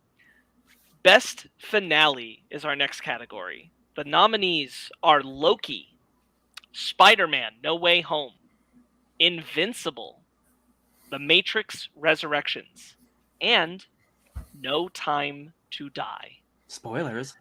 Mine went to The Matrix Resurrections. Purely in like closure of the story, of the universe, of those 2 characters in particular. But honestly, at the end of the day, I think about the ending shot of that movie all the time. I want a painting of it. Like, I love that finale so much for what it gives me in conclusion to the entire Matrix story, to the love story of those characters, and the way it makes me feel that I love all these nominees. I had to give it to the Matrix Resurrections. Right. Ditto. Matrix Resurrections. This was a tough one because like Loki is one of the few MCU shows where I love the finale and like I thoroughly enjoyed it mostly all the way through. But I just think of like where the Matrix was at in 20 years later, and like again having to make this movie and the type of movie it is, like what a bold finale to be like we're gonna end it our way with happiness, and that's beautiful. I'm at a point in my life where that kind of story will resonate with me very well. The fact that I know like the bad people talk about are very cynical, but like I don't think the movie is trying to be cynical, and how much it clearly loves the love story between Trinity and Neo, and having that kind of validation that I always thought they were one of the greatest epic love stories of the 21st century. To have that kind of closure for them, of them twirling in the sky together, being the ones. Come on. Yeah, Matrix Resurrection. The smiles on their faces. Yeah. Matrix Resurrection took it. Didn't take it for me. Mine went to Spider-Man No Way Home. Good movie. One of my favorite movies of last year. It was. Spider-Man No Way Home was a great finale of young teenage Peter's arc, going into, let's say, for sake of argument, let's just say adulthood. It was a great ending arc. You see him still being Spider-Man, despite all the things that's happened, despite his friends not remembering who he is. He's still out there fighting the good fight to honor his aunt. So to me, Spider-Man No Way Home took it, hands down. And the winner is? The winner is Spider-Man No Way Home. Popular movie. Movie. Audience, we're going to need to have to talk about the Matrix Resurrections. Brandon, they have. It's our most popular video. That's true. They know where we're at. They know where to find us on this one. I'm not giving Matrix crap. Great ending, but to me it was more. All these finale choices were super solid. Honestly. Our next category is Best Animated Show. The nominees are Invincible, Star Trek Lower Decks, Arcane, Legend of Vox Machina, and Godzilla Singular Point. Y'all know me. You know where I'm at on this. It's Arcane, baby. It's Arcane. It's always Arcane. This is the first category where I voted for something that I haven't seen, and I voted for Arcane because I know it's the best animated show, and I want it to win because it deserves it. And like these are all good shows on this list, but like I know that's the show that like was like everyone talked about, so like it deserves the win. I love Invincible. I love Star Trek Lower Decks. I really love Godzilla Singular Point. But I was reading the nominees with my partner, and when I got there, it was like, it's Arcane. There's no question. It's Arcane. Yeah, baby. I just wanted to give it some love because you know me, I love Vox Machina, but I didn't vote for it because it's like, you know what, it's a great show for me, but if I had to compare it, Invincible was better, and to me, Invincible got my vote. And once again, I didn't see Arcane, I didn't see Godzilla Singular Point. If I saw Arcane, I'd probably be singing a different tune, but to me, it was Invincible. I had to give Invincible the vote because of the way voting had gone. I was certain Invincible was going to run away with this one. Yeah. But the winner is Arcane. Yes! Arcane is Best Animated Show. Arcane! Yeah, baby. Ben, you got to watch it. I'll watch it soon. Yeah. I think you both are going to really like it. I agree. Our next category following in that is Best Live Action Show. Our nominees are Peacemaker, Loki, Sweet Tooth, Hawkeye, and WandaVision. Peacemaker, for sure. Hands down, Peacemaker, 100%. I think that show's amazing. Peacemaker all the way, baby. I want to taste it. It's Peacemaker. I was pretty close to saying Sweet Tooth. Very good. I really like Sweet Tooth. I thought it was a really strong season, but I also did Peacemaker. I was honestly just glad we nominated it in two categories. Oh, wait. Ben hasn't seen Peacemaker yet, has he? Wait, did you watch it? I don't remember. Are you being funny right now? Oh no, we did the episode on it. I forgot. I don't remember. I forgot. I genuinely can't remember if he was on that though. No, it's been like because we did the whole season thing. I forgot. Yeah. Grayson, yes, you should watch Arcane. The answer the answer to the question, should I watch Arcane, is always yes. The answer to should I is Arcane. Yes. Arcane. Oh yeah, you binged it. I remember now, Ben. Yeah, you binged it. Anyways, to answer who I voted for, all I gotta say is, guys, do you really want to taste it? Yeah. Of course, Peacemaker. Of course. I feel like if all four of us pick it automatically should win. I'll be honest with you. Almost everybody really wants to taste it because the winner is Peacemaker. By a lot. There is a God. I'm really glad that many people are loving Peacemaker. Our next category is Best Editing. The nominees are William Hoy and Tyler Nelson for The Batman, Fred Raskin and Christian Wagner for The Suicide Squad, Kirk Morey for Malignant, Greg Levitan for Mitchells vs. the Machines, and Joe Walker for Dune. Oscar winner, Joe Walker. Yes, absolutely. Like, Joe Walker won the real thing. But here we are, and I gave this one, you know me, I gave this one a lot of thought. And I have to be honest, I think that there's such incredible pacing and working with what the characters are doing, the actors are doing, and the script is doing for the Suicide Squad. So I ended up going with the Suicide Squad out of all of these. And it was hard because I thought all of these had great editing. Yeah. But it really needed to be the Suicide Squad for me. Dune pilled. I picked Dune.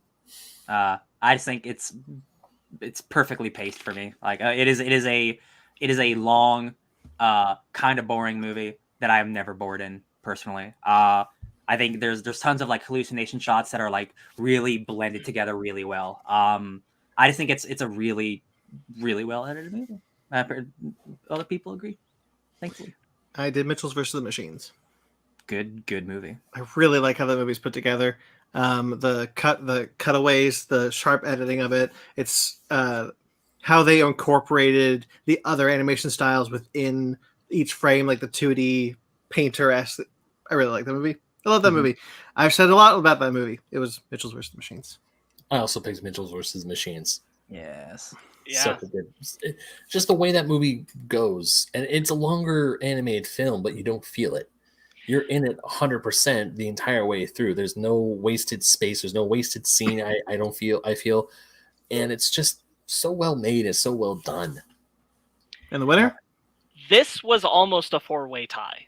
Wow. To be honest, it was very, very close, but one edged out above the rest, and it was William Hoy and Tyler Nelson for The Batman.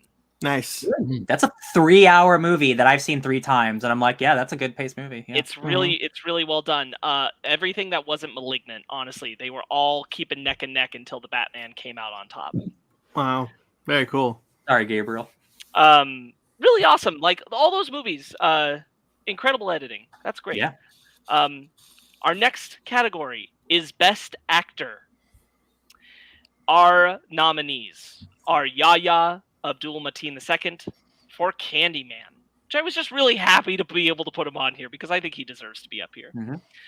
John Cena for Peacemaker. It feels just nice to say Best Actor nominee John Cena. Tom Holland for Spider-Man No Way Home. Robert Pattinson for The Batman. And Keanu Reeves for The Matrix Resurrections. Look at all these good actors. Folks, you know me. It's John Cena.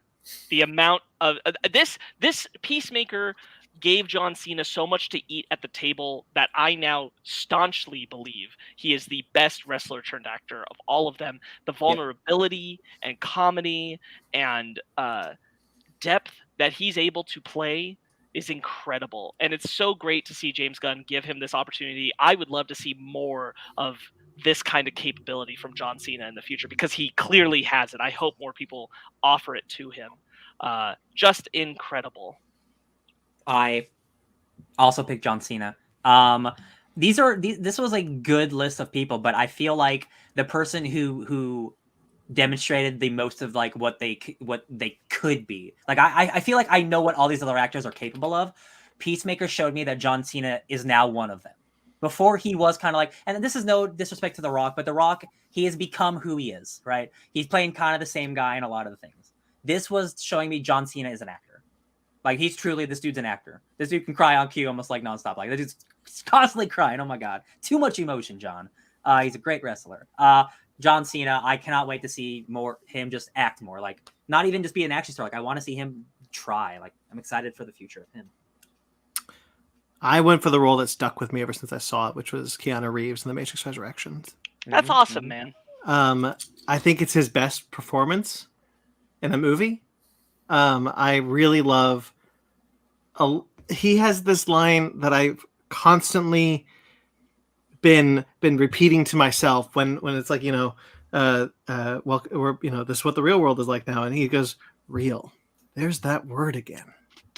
And like, for some reason, that just keeps playing over and over in my mind. His story of, I don't want to fight. I don't care about your revolution. I just want Trinity. Yeah. I just want Trinity. Sure. Really love the vulnerability he brought to Neo. The clearly I can still kick your ass, but I don't want to anymore. I'm too old for this shit. Let me just be in peace. I loved it. I love his performance in that movie so much. This was hard, but the one I picked, I still feel that this actor did an amazing performance, especially for a character that's very well known and a lot of people know. And I went with Robert Pattinson for Batman. He did such a very well done Batman. I don't want to say young Batman, because Christian Bale did a good young Batman, but you can tell this is Batman in the very beginning of his career. This is Batman who still doesn't know all the things that like future Batman can do, and he's still a little clumsy. He still takes punches, but he rolls with it. And also, I love the scene that got me was the Riddler scene where Riddler is in the cell and he goes Bruce Wayne and he says the name over and over, and you think, oh shit, he knows, but then you see him instantly lower his guard when he's like, yeah, that's the one that got away, but we still did some great things, didn't we? That is a really good scene to demonstrate, Ben, because like, Robert Pattinson is such a great actor. He does so much eye acting in this movie. Like, he has to be like almost crying like all the time, because like that's like where the real emotion comes. Like, he is so good at that. So like, that is a really good scene to talk about. Like, because like the scene where it's like he thinks he's caught, and then he knows he's not caught anymore. You see the relief leave his body. Like, that is some good acting. Absolutely. Like he's still in the shadows, but you still see his eyes, and then of course it's like in a second he realized, okay, he doesn't know. He goes into the light and he faces Riddler face to face, kind of behind through the glass, and that scene is just so good. I mean, don't get me wrong, John Cena was amazing. All the other actors in this, like Keanu Reeves, like Brandon, you were talking about, it's like, man, Keanu Reeves did do an amazing job in The Matrix, but to me, it had to be Robert Pattinson. Yeah, this was tight, but there's a clear victor, and the winner is, of course, and his name is John Cena.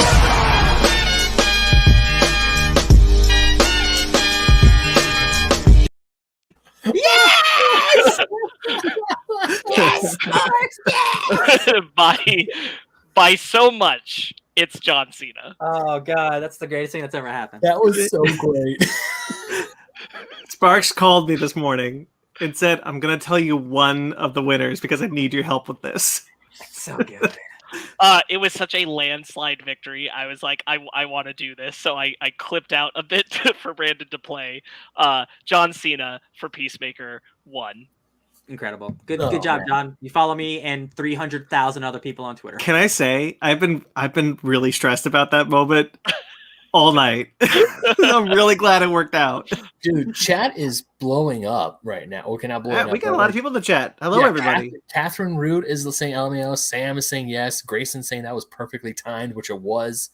Really, really happy for that. Really happy for John Cena getting that win from a lot of people. I can't wait. Voters.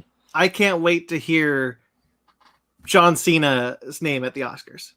Like I truly love his performance in that movie and that show. I think he's got the chops for it. I want to see John Cena win awards, man. He's so good. I know All we're doing right. this live, but I want to rewind back to the part where it's like, his name is John Cena. So happy for that. We will move on to our next category, which is best visual effects. This is another one where Ryan gave me a little bit of guff and wrote in Dune, which would have been Tristan Miles and Paul Lambert, but I did I'm not. just saying, you guys put the Book of Boba Fett over Dune on this one. This is all I'm saying. That's fair. Dune got so much love at the Oscars, we didn't feel too bad about it. Oh, you mean all the stuff that wasn't shown on TV? Cool. Absolutely. That's true. We are nominating for this category John DJ Desjardins for Godzilla vs. Kong, Kelvin McIlwain and Fiona Campbell for The Suicide Squad, Scott Edelstein for Spider-Man No Way Home, Richard Bluff for The Book of Boba Fett, and Sven Gilberg for Free Guy. My vote went to Godzilla vs. Kong very quickly and easily. Yeah. I think that movie looks incredible. Honestly, way better than I feared it would when we were hearing about it coming and everything. Like we've said it time and time again about Godzilla vs. Kong, but the fact that the nighttime fight scene looks so colorful and vibrant, and that I see everything and they look incredible, and that's all visual effects, amazing. Just amazing. I really wanted to give Godzilla vs. Kong the love on this one, so that's where I went. Right. I also picked Godzilla vs. Kong In the absence of Dune. because honestly, these other movies, their special effects are good. They're fine. They're great. Godzilla Kong is the winner of this list. I will also say I was curious about why the Book of Boba Fett was on this list. I'll be honest. I didn't fight too hard for it. I mean, to be fair, like it or not, Luke is visual effects. That's true. And he does look pretty good. And he looks very good. The acting of it is what distracts it. I agree with you. I really like the Suicide Squad visual effects of Starro. I rewatched Free Guy recently. I think the movie looks great.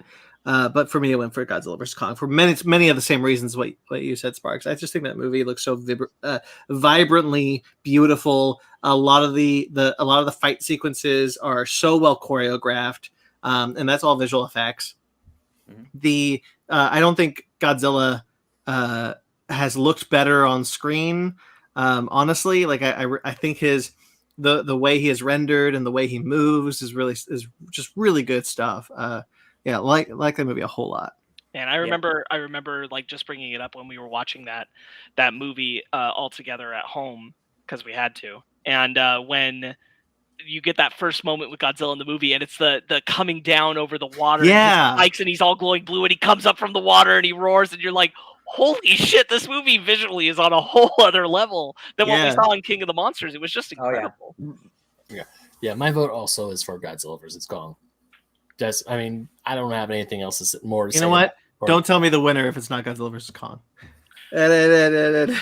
Well, you don't need to worry, because the winner is John DJ Desjardins for Godzilla vs. Kong. Beautiful. Love it. Love that movie.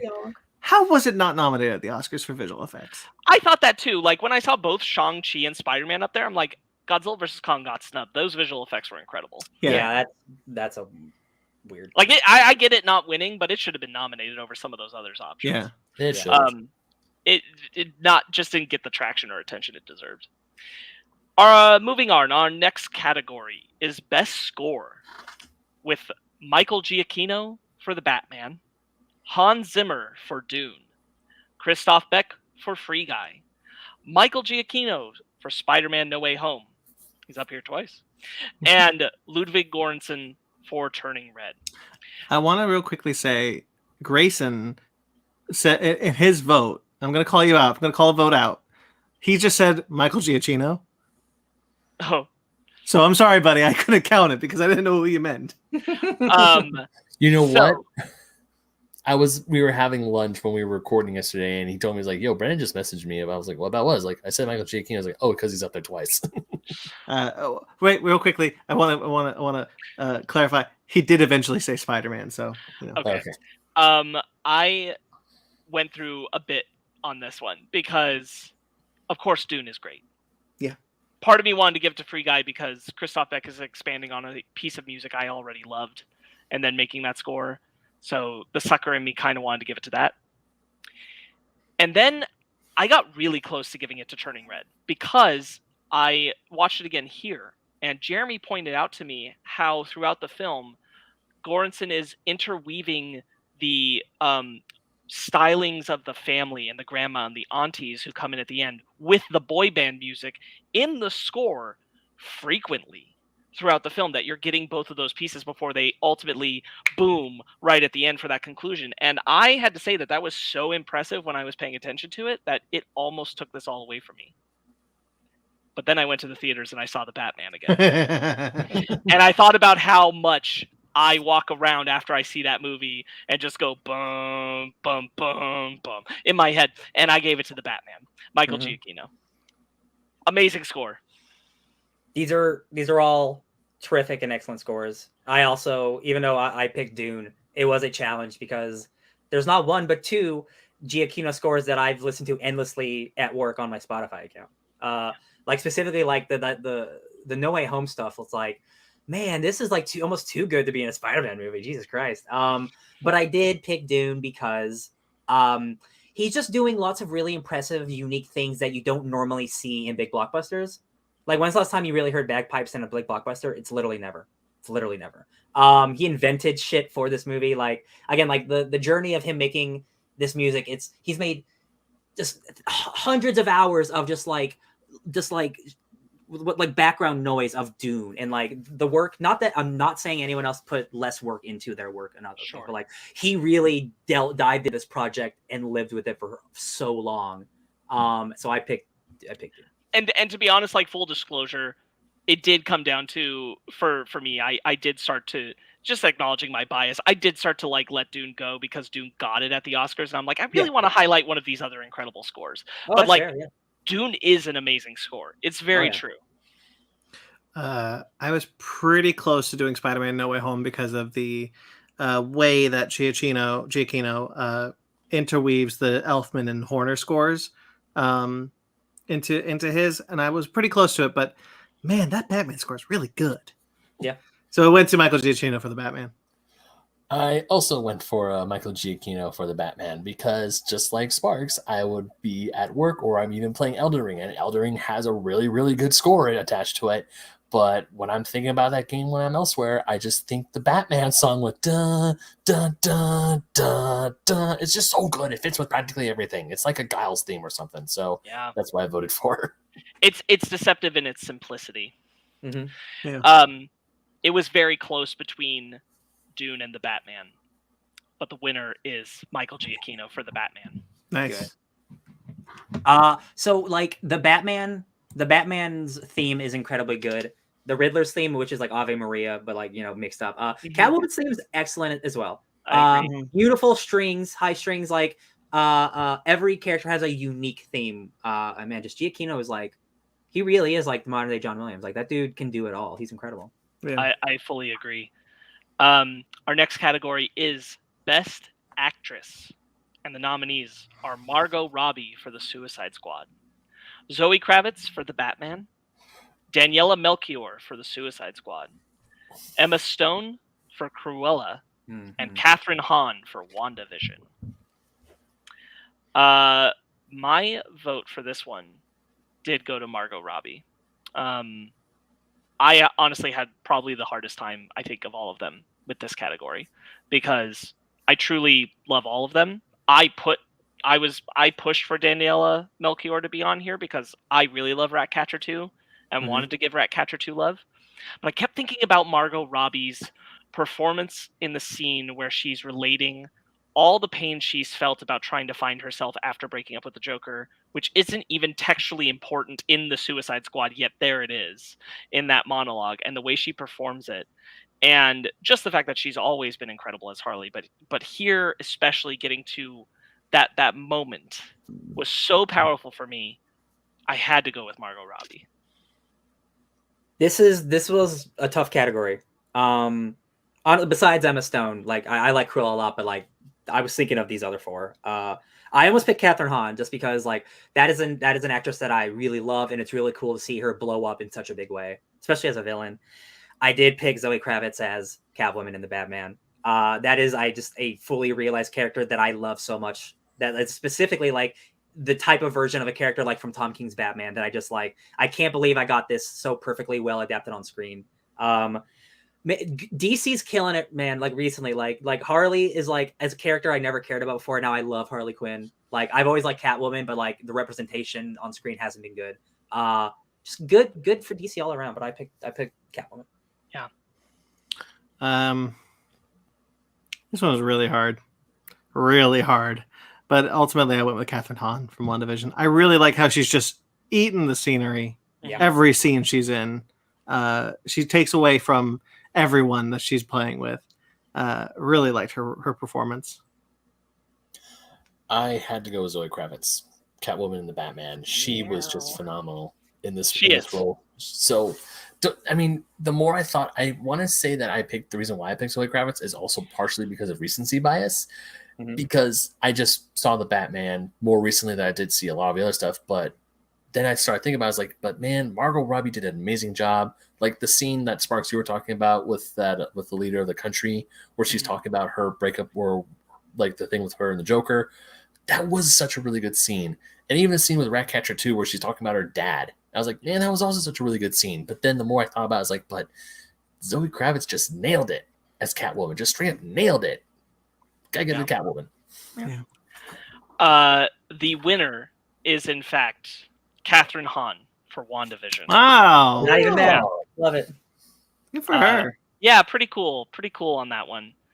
Our next category is deserves more engagement. This is one that we were actually really fond of wanting to do. This is one where we wanted to spotlight something that at least two of us have watched that we really wish more people were engaging with. I'll be honest, one of the nominees is on this list, and I do know that outside of the Fake Nerd Circle, it actually has gotten a lot of good engagement. And I realize that I wish one of you was also watching Legends of Tomorrow, because I wish I could put Legends of Tomorrow on here at this point, but I can't. So here we are, and the nominees are Motherland Fort Salem, Arcane, Godzilla Singular Point, The Owl House, and Star Trek Lower Decks. My vote went to Motherland Fort Salem easily. Ryan and I, when we're watching it, can't stop talking about it on the podcast, saying we wish more people were watching it. I want to eat up that world in lore, in books, in comics, in movies, in spinoffs. I want it. That world is so cool, and I don't think it gets nearly enough buzz for how great it is. I also picked Motherland Fort Salem. I almost picked the Owl House.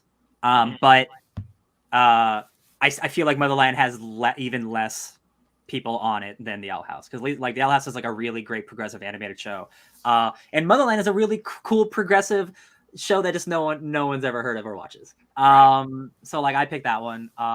It is so wholly unique and cool.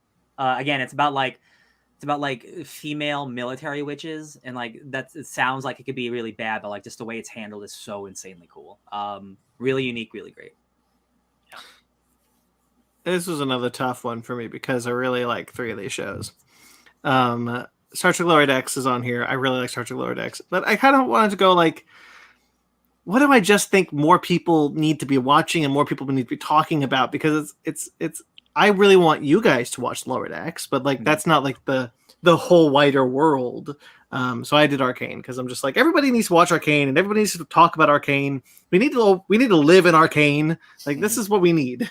I'm really impressed with that, because like I'm glad Arcane has that much impact on you, because Godzilla Singular Point is here, and I know you want more people to be watching that show.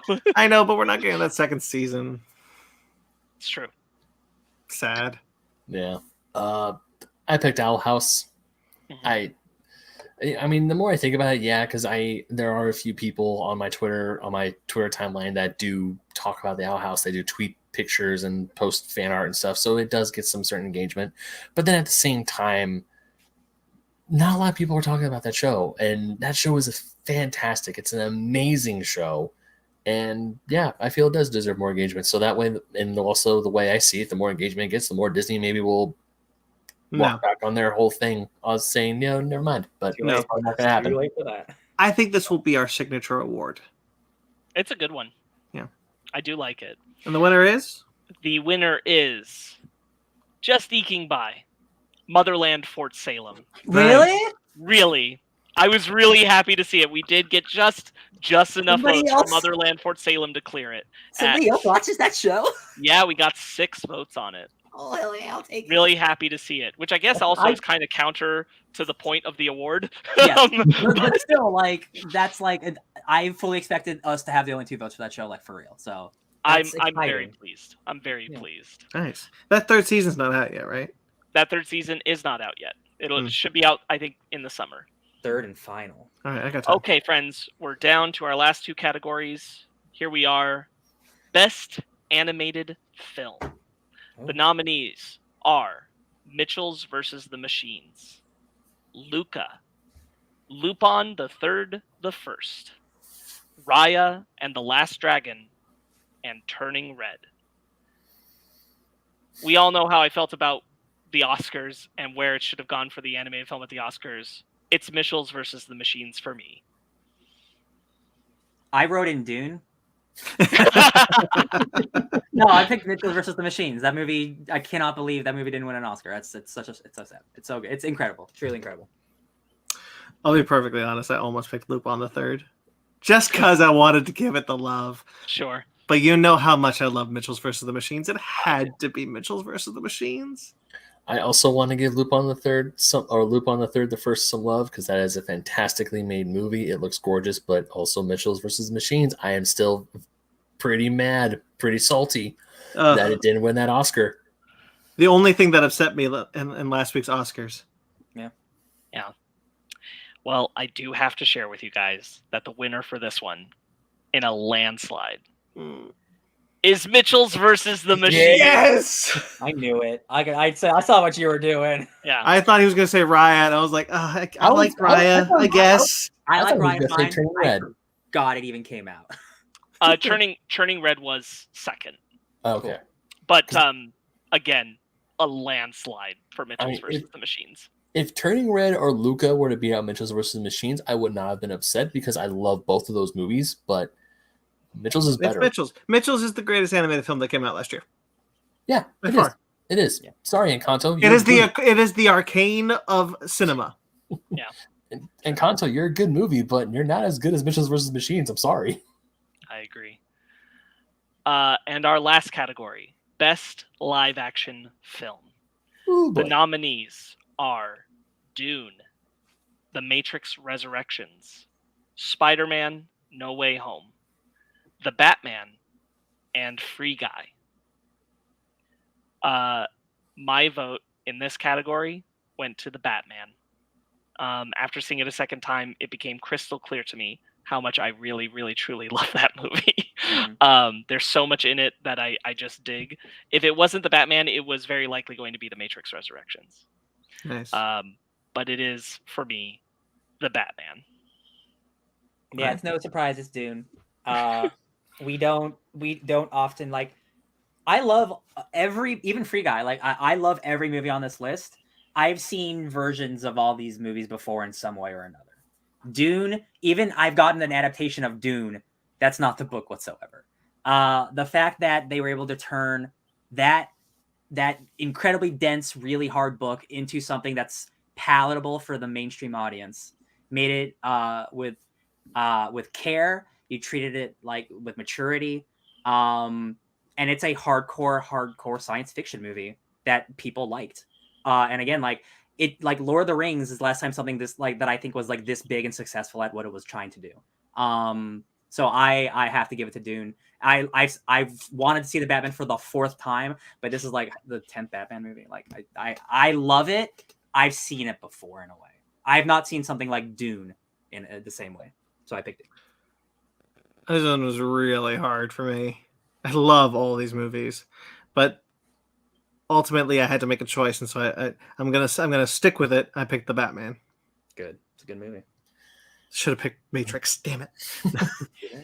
This one, shockingly enough, wasn't super hard for me, and I will admit it was based on hype.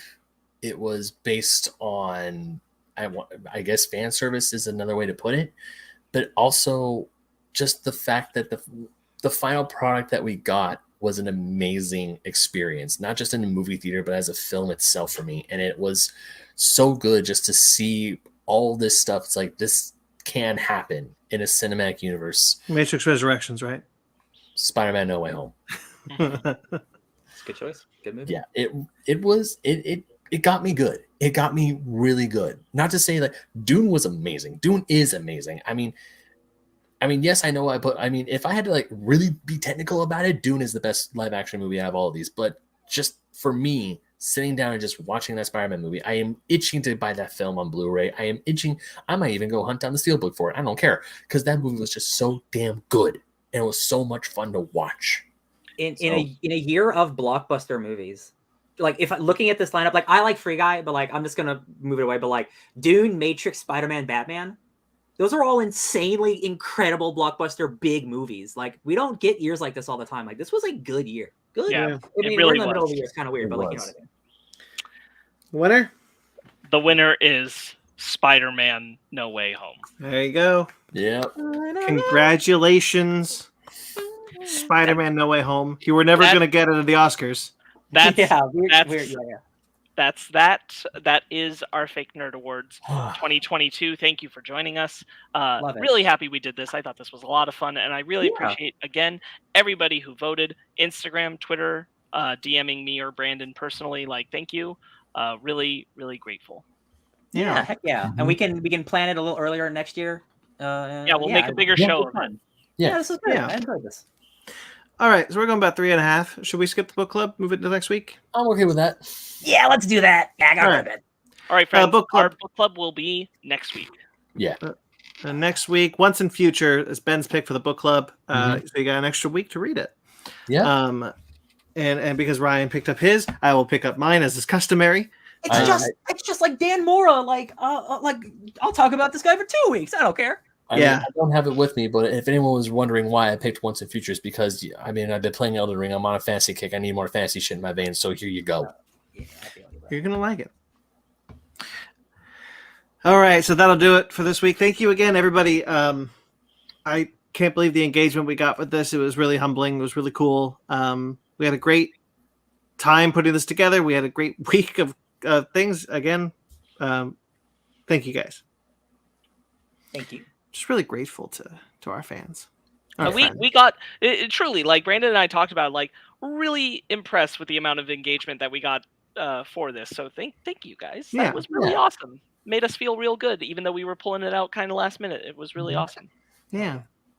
Next week we'll be talking about Sonic the Hedgehog 2. I'm so excited. Reviews are in. They're good, my boys. They're good. Hold up. Here he is. Here's the amiibo. Hold up. I got another one. I got another thing. We got a winner. Hold up. Aletta got this ready for my birthday. It's him holding a chili dog. How cute is that? That's not good. I don't know what the Rotten Tomato score is at this point, but when it debuted, it was like 54%. And so, like, someone posted the picture of, and then Paul Dan was like, "No, we're supposed to do this together." No, I gotta go so fast. I am I cannot. We gotta coordinate. We gotta coordinate when we're going, because Ben, I'm not seeing this without you. Oh my god, you're probably saying it without me. Man. Okay, yeah, we gotta figure that out. We definitely gotta figure that out. But yeah, I'm just excited so I can nominate Jim Carrey for Best Actor next year for the Fakey Awards. Sparks, are you back? Are you back before Thursday? I will be, yeah. Okay, because I'm off Thursday. But Ben works, and I can't see Sonic 2 Oh without no! Ben. I'm sorry. I forgot Ben. You worked. I just. You know what? We'll talk about it after the show. Or is Ben feeling a little unwell? All right. Stay tuned for that shenanigans. Sonic the Hedgehog 2 next week. Again, thank you guys. Make sure to like this video. Make sure to subscribe to this channel. Check out some of our other shows. We've got Conversation Season 2 coming up. I'm working. Sorry, it's a little slow because I've got a lot of stuff going on right now. But it is coming. I am working on it. Dirty. Check out some of our other stuff on YouTube. Again, like this video, subscribe to this channel, and you can check out Fake Nerds Watch.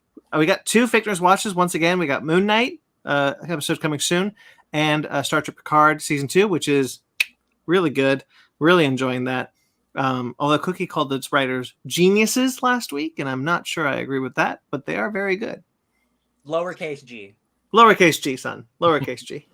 When I'm feeling humble. Yeah. You can check out, of course, Basement Arcade. Basement Arcade will come back with another Mortal Kombat episode soon.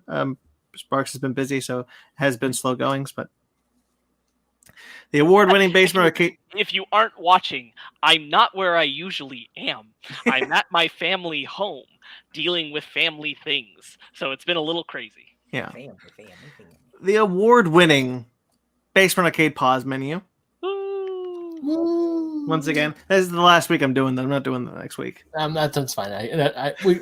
We won the last week, so I'm okay with doing it the 1 week. Yeah. New episode's coming out soon. I got 2 in the can, recorded, ready to go. Once again, we just have to work it out with Sparks because he is our kind editor who does the voice, or not the voice. He does the sound stuff, and I really appreciate him. So I just have to wait until he's ready to go. And of course, Fake Nerd Book Club and Animation Station. It occurs to me that it has been a while since two episodes of those shows have been put out. So if you don't know, Fake Nerd Book Club does have a show. It does have episodes out right now. That is our comic book series. We look at comic books. And Animation Station, we look at animation as discussion. You can find episodes of those shows on this channel as well. You can check out Crafted by Z Masks. You know, I guess there's a new variant coming. You know, Yippee-ki-yay. You can check out what's it, Omicron B whatever the hell? B4? That's a Star Trek character. That's a Star Trek character. Oh, okay. Crafted by Z Mask. You can check those out if you want. They're still there. Patreon. You can subscribe to our Patreon if you'd like, and you can subscribe to our TeePublic. No, we don't subscribe to our TeePublic. I'm sorry. You can buy stuff on our TeePublic. You know, we got some stuff on TeePublic. Got some cool merch on TeePublic, I think. You can check those out. Those are available there. You can find all the links to everything I just mentioned and everything else on our website at fakenerdpodcast.com. Thank you to everyone who listens. Thank you to everyone who watches the rewind. And thank you to everyone who watched the live show tonight. We had a lot of people watching. That was really cool. I mean, it's a lot of our friends. But hey, we appreciate you guys. We love you guys. Hey, a views of you. A views of you. And we love our friends. So True. That we do. But thank you. I appreciate all the support. Thank you to Jeremy Vellucci. You can find thank you to Jeremy Vellucci. He did all the music that you heard here tonight and all the music for all of our shows. You can find his podcast, Suburban Proctologist Official, on Facebook, Suburban Proctologist Official. Man, my God. On Instagram at Subproc Podcast. Of course, you can find him at Jeremy Vellucci Keyboards on Instagram. Not gonna lie, I was expecting to hear Jeremy in the background yelling, "You're welcome." He can't hear us. Oh, never mind. Because he's wearing headphones. Look at the headphones on Sparks, Ben. Fine. Thank you to Mike Matola for doing some of our logos, collaborating with us. We love you. You can find him on TikTok and Instagram at Mike Matola. Find us on Twitter, Instagram, and Facebook, all at Fake Nerd Podcast, fakenerdguys@gmail.com. If you'd like to get in touch with us personally, I'm at BT McClure on Instagram and Twitter. I also write for Atomic Geekdom, where I'm doing the Revisiting the Infinity Saga series, which I've talked about. I'm also writing for Screen Rant, where I write tons of lists for them on their website. And I'm the editor of Kaiju Ramen Media website. You find the link to a new magazine below. Ben. Yeah, you can find me trying to figure out whether or not to play Elden Ring or Sonic the Hedgehog at Ben Magnet on Instagram and Twitter at Ben Magnet 27 on Instagram and Twitter. You can also find me writing for oldschoolgamermagazine.com, GoNintendo.com, and also Fusion Gaming Magazine, where my very first published article ever is coming out in issue 31 on FusionGamingMagazine.com. So just keep a weather eye out on my socials for when that becomes available on the Fusion website to purchase. Ryan. You can find me devouring the very gods themselves as Rygo God Butcher. 120 hours in Elden Ring. Make that probably 150 by the next podcast. At DJ Tony Snark everywhere. Sparks. You can find me singing the praises of John Cena and Arcane at Sparks Witty on Instagram and Twitter, SPARKZ Witty, and very likely going to immediately rewatch the John Cena bit from this episode. All right. Subscribe to us on iTunes, Stitcher, Google Play, TuneIn, Spotify, iHeartRadio, Amazon Music and Podcasts, and Pandora. Rate and review wherever you get us. We greatly appreciate it. Like this video. Subscribe to this channel. Until next time you see us. Do it. Oh, I was gonna, but then I decided not to. Do it. Fine. Stay fake nerds. And his name is John C.